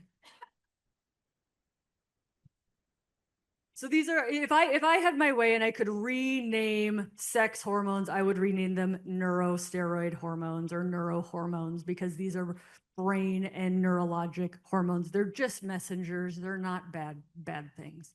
So we've been using testosterone, not we, because I was not born. We've been using testosterone in women for about 80 years. We've used it to treat breast cancer. We've used it to treat hot flashes. We use it liberally in people who want to transition to men. We have 50-year safety data, published 50-year safety data at 10 times the dose in our trans population. That is wonderful safety. What other drug are there? Anybody willing to take 10 times the dose for 50 years and see how you do? That's the best safety data of any drug out there. It's fantastic. Why aren't we using it? So testosterone is in our bodies. How do you think we make estrogen? Does the ovary just make estrogen? No, the ovary makes testosterone, cholesterol pathway, right? Cholesterol, progesterone, testosterone, estrogen has the least amount of carbons of all of them, right? You just keep cleaving a carbon as you go down the pathway. So all bodies make testosterone, just in different amounts. And where testosterone really has gained traction is libido. Some people love that because they're like, great, women's sexual health matters. 90% of men are heterosexual. Who do you think we're helping them out with? Viagra's been out since 1997, right? So it's wonderful that we're actually caring about women's libido. And it's actually put testosterone in a box, because we're like, well, but you're not married, so what would you need testosterone for? I see that with vaginal estrogen too, by the way. What do I need vaginal estrogen for? My husband's passed. And then I look at him and I go, was your vagina just for your husband? And then we stare, and then we do the stare off thing.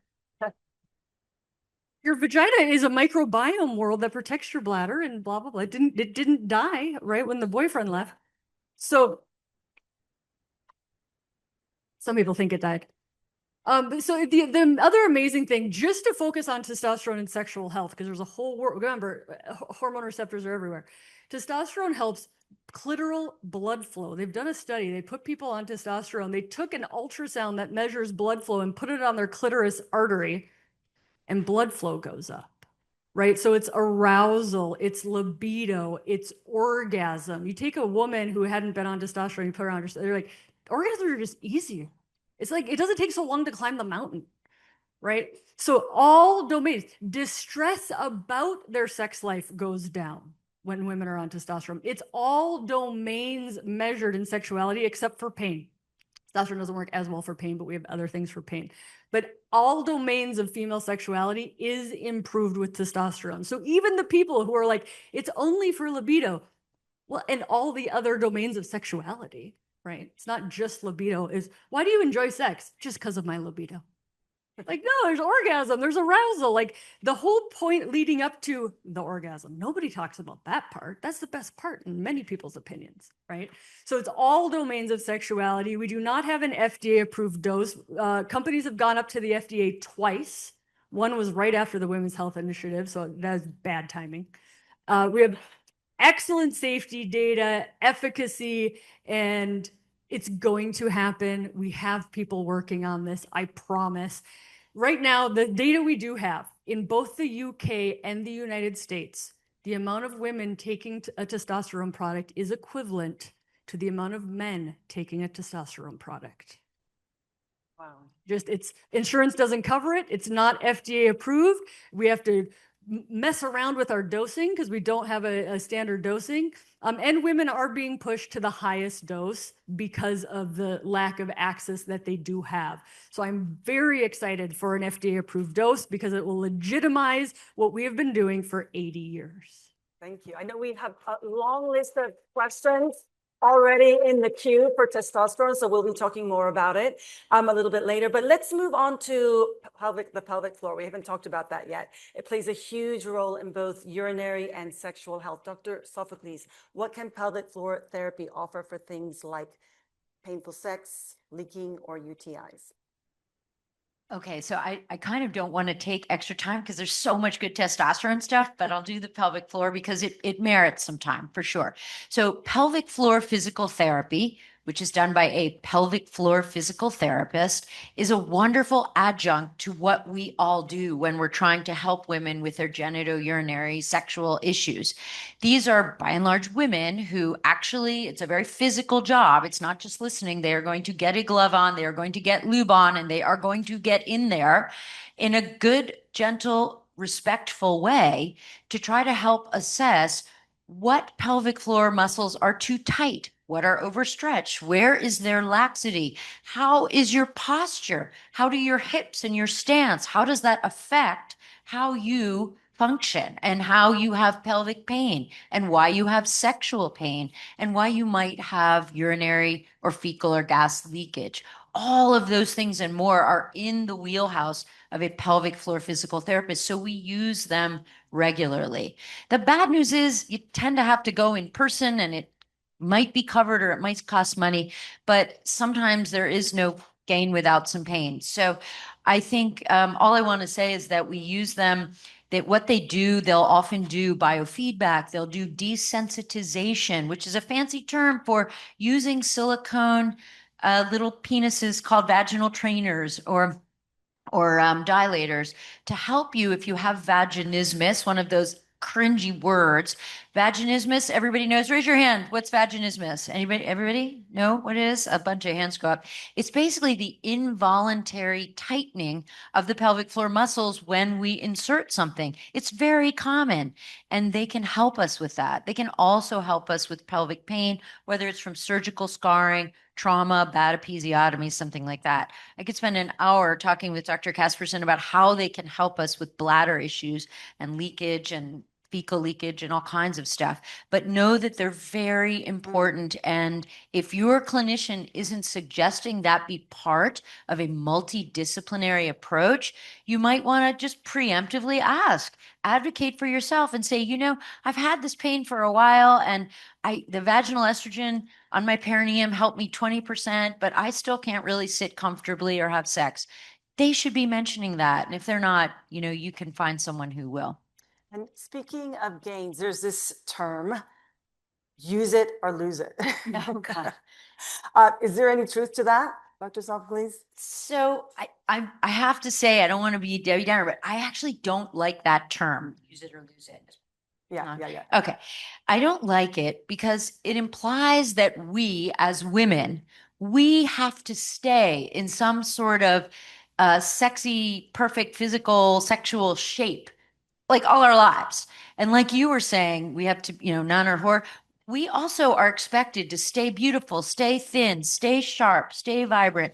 And I think that where is that message coming from? It's coming from men. It's coming from the male gaze that we have to please a partner, not that we don't want to.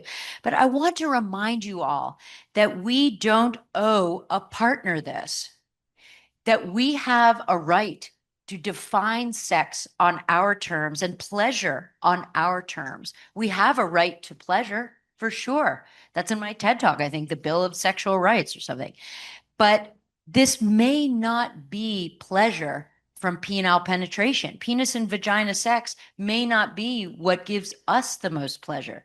So I think when you say, you know, use it or lose it, I'd say two things to that. One is, remember that orgasms happen much more readily, much more quickly, much more easily when we take a penis out of the room. It does.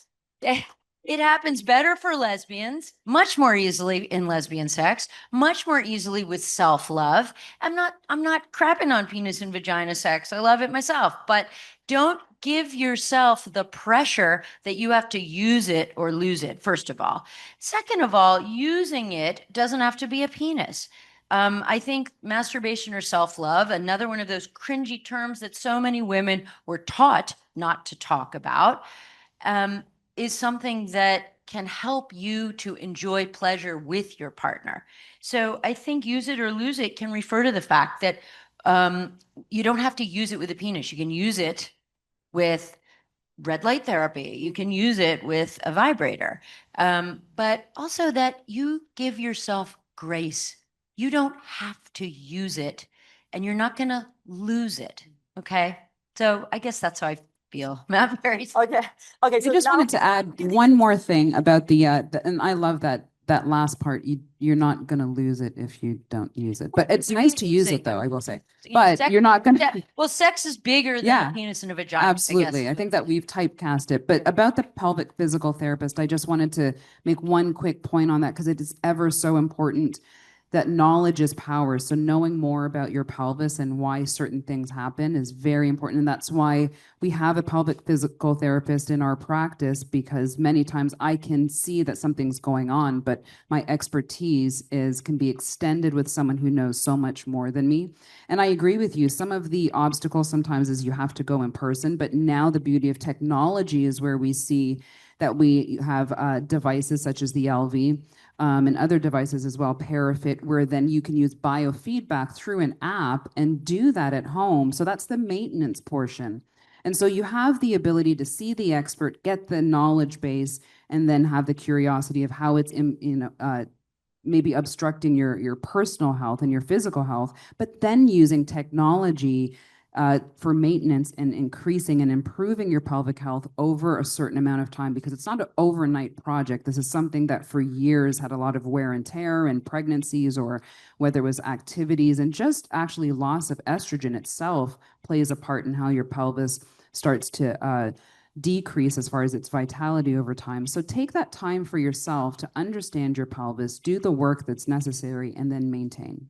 And let's get into the good stuff now. What other ways can we employ to reclaim our pleasure? And I know that you talk a lot about different modalities that we can start. So how do we start to do that?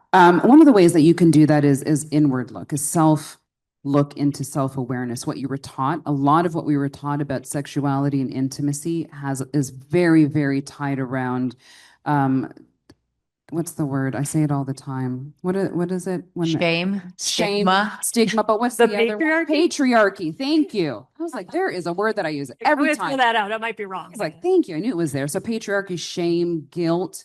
And so that really is messaged very early on in our lives as women, as young girls, and what that really means for us. So then we get older, and our worth, if you think about it, is really framed around the reproductive years. Whether you have kids or not, it doesn't matter. It's about what society deems a woman worthy as, usually has to do with what she's bringing to the world in the form of reproduction. And that's why we start to see in the perimenopause and menopausal phases, there's this kind of like kick off the cliff of like, thanks so much for your time. And we have to reclaim that. That's our responsibility, is to reclaim that. So how can we do that? Through community, through discussion, exploring curiosity, and being self-aware. But also, if you do have a partner, is taking that time to restore intimacy, not necessarily always in the penile vaginal way. And if it's same sex, not necessarily that way too, but how do we connect? Connection is one of the biggest parts of how we can maintain who we are as we start to age. And you have to be willing to do that. So if you do, like, say, couples meditation or couples breath work or yoga. I remember then on Oprah when Sting was on there. Do you remember that interview? And he was like, we have tantric sex for 8 hours. I was like, well, yeah. I was really young when that came in. I was like, so he's just using a penis for 8 hours? That's really odd. But what he really meant was that they were connecting, and it was the connection in beyond just sexuality and how we think about it and how we're taught that really created that atmosphere and that experience for them. So again, rebranding who you are in your own sexuality, also pushing away that shame and that stigma, and telling the patriarchy to F off for all things. But then the other thing is, what do I want my life to look like? Always start with that in mind, so then you can do the work to get there. But starting with self, building connection with your partner, and retraining yourself in how you think of intimacy. It's not always about actual intercourse. It's connection and intimacy with another partner. Well, thank you. And I hear a lot what you're saying alludes to curiosity and novelty. Dr. Kasperson, you talk a lot about the use of sex tools, sex toys as a way of introducing that into a relationship or into solo exploration or self-cultivation, as you call it. Can you tell us what are the benefits of sex tools to sexual health, and how might someone begin to incorporate them alone or with a partner if they've never used one before? Yeah, great questions. So I did an Instagram reel like last week, and I'm like, you guys, I'm going to show you my newest vibrator. And I pull it into the screen, and it's my new electric flosser for my mouth. And I'm like, I have 3 vibrators for my mouth now. And the reason is, and where this I'm tying it in, is we use technology everywhere. You know, how many people are watching this right now who aren't in the room? Like, technology is amazing, right? So, and frankly, to clean my teeth, the electricity and the electric vibration does better than my hand in a, piece of wood from the tree. That's where we started. So technology is good. It makes no sense that we embrace technology and we shame it in this one area. Like, that's an incredible tech bias that, like, oh yeah, but not for sex. It's like, that's actually ridiculous. So normalize the use of tech, because these people have nailed the exact vibration that the pelvic nerves need to best send a signal to the brain. Like, this is science at this point, right? And lots of other things are fun, but like they're really figuring it out. In the vibrator world, it's not just what your girlfriend's using. Like, there's a lot of different types, looks, styles, external only. They're not all phallic based anymore. There's a lot of external vulvar, clitoral stimulators, vulvar stimulators, lots of exciting stuff going on to be like, I'm not actually cool with something big and hard going into my vagina. I might have atrophy. I might have not gotten on vaginal estrogen yet, right? So there's a lot of intimidation, and for people to realize there are really more female focused vibrators at this point that have nothing to do with penetration. So we know, who here has heard of the orgasm gap? Oh, we got to talk about that. Yeah. I know Dr. Sophocles. So if you put a heterosexual couple and you quiz all the heterosexual couples, the male will have an orgasm about 95% of the time.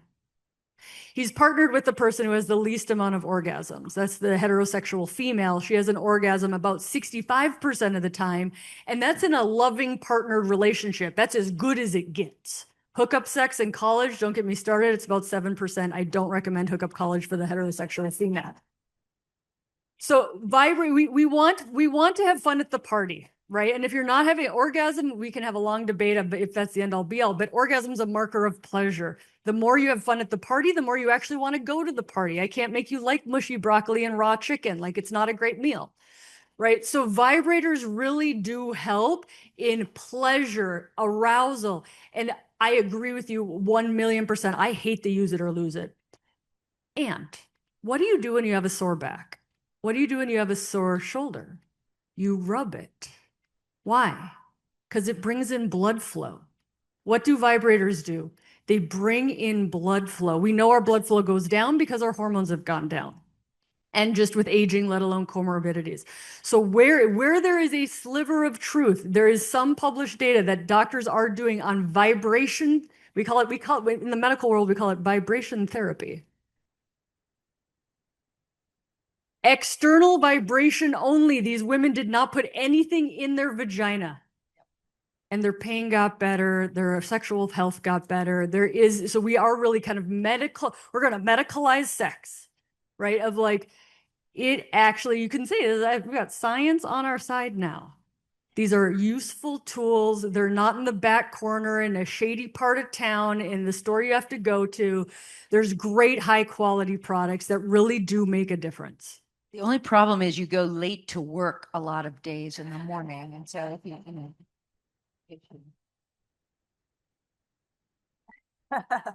And so, I mean, how do we start having these conversations with a partner, either with a long-term partner or with a new partner? Can you share? Yeah. So I had the weirdest dream last night that I showed up with 2 big duffel bags of vibrators for you all, and we passed them all out. And then I was like, oh God, I didn't ask Donna Klassen if we could do this. And I got all upset. So, but next Menopausium, we'll have them, because I think show and tell is great, even if you don't use it generally. And one thing I do when I try to help my patients begin to get their head around using a sex toy, if they never have, is first of all, I tell them, use it on G-rated parts of your body. For real. Nobody wrote a book that said you have to shove something in your vagina or even put it on the vulva, as good as that feels. So you can start with your arms, your legs. You can progress if it feels good, because it does, to the sides of your breast or to your inner thighs. I always tell people start G-rated, and then you can go PG, and then you can work your way up to R and X. So if you feel intimidated or you've never bought one, try one that doesn't look like a penis and try it on a G-rated part of your body and kind of go from there. Thank you. As far as talking, that's a much longer conversation, but I'll try to get it really quick. The when, where, and how really matters how you talk about sex. When, I want you to be in parasympathetic mode. That means relaxed, but energized, excited to do this. I want you to be not defensive or reactive. I want you to be not accusatory either. My mnemonic is halt. If you're hungry, if you're angry, if you're lonely, or if you're tired, do not talk to your partner about sex. It will not go right. So halt. Hungry, especially. Where? I find on a walk or in a car is great. Why? You're facing forward. You don't have to look at anybody's eye rolls or your own facial expressions that are giving away what you don't really want to give away. So straightforward. Think about a therapist couch. It's easier to speak when we're not looking at the therapist. Same thing, just try that. And the how. The how is probably the most important. You want to open with a compliment or a memory. Gosh, remember when we were in St. Lucia? You know what I really loved? I loved blah, blah, blah, blah, blah. You want to add feedback, but in a positive way. And then you want to close with a compliment. So these are all just kind of very general therapy tools for how to speak to someone when you have something awkward to say. If you're not sure, practice. I'm not kidding. Practice with a girlfriend or in front of a mirror. But you have to open that sexual conversation. We talk about everything with our partners, from failing calculus grades to taxes to how much your mother-in-law pisses me off or my mother-in-law pisses you off, but we don't talk about sex. So I encourage my patients to have a yearly or monthly or quarterly sexual check-in for real. The first one's the hardest, but I'm happy to help you figure out how to do it. And communication, I think I've heard Dr. Casper saying communication is lubrication. Yeah. We've reached our final time. I'd like to close off, Dr. Casper, having you share how can we take everything that we've spoken about today into the doctor's office? So just to repeat the question, how do you do this in real life, right? So what I recommend is know your stuff. I mean, I joke that I work really, really hard to make my clinic super, super easy, because all the women that come see me, they've read my book, they've done my podcast. They're like, give me the things, right? Like the more educated you are going in, the more you can get to the nitty gritty of like what dose, what type, what blah, blah, blah, what pharmacy should I send this to, right? Like the nitty gritty stuff. So it's like, know your stuff, know what you want, know what's out there as far as guidelines. We have GSM guidelines now. We have an international consensus on testosterone for low libido in women. International consensus. The world doesn't agree on much. We have that. They're both free online. You can bring those into your doctor, and you can, and you have to be specific about what's bothering you. You have to tell them how much it's, I joke with hot flashes. I'm having trouble sleeping. Very different than I have 18 pairs of pajamas because I have to change them 4 times a night because I'm soaking wet. Like, be specific about it. Be like, listen, my libido, my pain with sex and my libido is so concerning to me because I love my partner, or my relationship's on the rock. Like, this is a real healthcare problem that must be addressed. Own it like it is one. And then always promise to follow up. Let's try this for 3 months. I will come back and see how you do. Doctors are spaghetti in your arms when you say that thing. They love knowing how people do. And if you did good, they're going to take that and help the next woman. So follow up. Wow. Thank you so much. We've covered so much today, from the biology to treatments to the psycho-emotional aspects of sexual wellness and menopause. Now we'd love to hear from you. We only have time for 3 questions. 2 questions. And please try to keep them, try to keep them to a sentence or 2. But would love to take one from the room. Okay. And a reminder that we will be hosting a follow-up to answer more questions on May 20th. So keep an eye out for that RSVP. Ask your thoughts on Asfina. Yes, Osphina. It's the stepchild that always gets forgotten. So Osphina is in the new GSM guidelines. Ospemifene, Osphema, that's brand name and generic. It is an oral SERM, selective estrogen receptor modulator, great for bones, slightly higher risk of hot flashes, but is FDA approved for GSM. Think of the people, either I have rheumatoid arthritis, I can't see where my vagina is, I'm too big to put something. There are many people that can't put something in their pelvis, a nursing home population, right? So this is the only oral medication that the way it works in vaginal tissues, it helps treat GSM. It's safe, it's been around for a while. Money is an issue with it, it's expensive. But it's in the new guidelines, great oral option for people who just can't do, for whatever reason, a pelvic local therapy. Thank you. Great. Final question. Hi, if you're on an estradiol patch, should you also be doing the vaginal estradiol cream? There's no, yeah. Oh, I was going to say there's no shoulds in menopause. It's not one size fits all. The data is about 20 to 30% of women who are on systemic hormones do also have vaginal. New GSM guidelines, print them out, take them to your doctor. It says in there, women on systemic hormone therapy can be on vaginal. It's in print, it's free online. Here, quick math problem. Estrogen, systemic estrogen raises your estrogen to level X. Whatever that is. Vaginal estrogen raises your systemic estrogen to 0. What's X plus 0? X. There's no reason you can't be on both. But that's an individualized question. This is the last stop on the train, right? The patch is like brain, bone, heart, all the things. Is last stop on the train. It usually does need a little more because it works so well. And again, like Dr. Millen said, we're replacing some of your hormones. We're not making you 24 again. Thank you so much. I hope you're leaving today with some answers, but also with a renewed understanding that your sexual health isn't optional. It's really fundamental to your well-being, your vitality, and your longevity. Thank you so much to our panelists, Dr. Casperson, Dr. Shepard, Dr. Sophocles. Thank you for sharing your work, and thank you for doing what you do every day to elevate women's healthcare. That was really, really fantastic. And someone asked me a question earlier and they said, is this your third time in Dallas? And I said, no. So our first Menopausium was in New York. Our second was in Chicago. Our third is here in Dallas. We're really trying to get all over the country to have conversations like this. Thank you to Gabriella for hosting this panel. Thank you for all of the panelists. I would read all of your names, but it's a lot of names, and you guys were really incredible, really accessible to people. And I think that's what's really important, having real conversations and having accessible medical providers to provide evidence-based information. I also want to thank Tamsen Fadal right over there. She's amazing. Such a fantastic host and a true advocate for all of us navigating midlife and beyond. I also want to thank all of you for being here. You all got out on a morning at 7:45. You guys were all here. And the level of engagement was really, really amazing. We covered a lot today, but this is, we obviously didn't get to everything. We are, like we said before, going to have a follow-up question and answer on May 20th at 12:30. We will send you an email for sign-up information.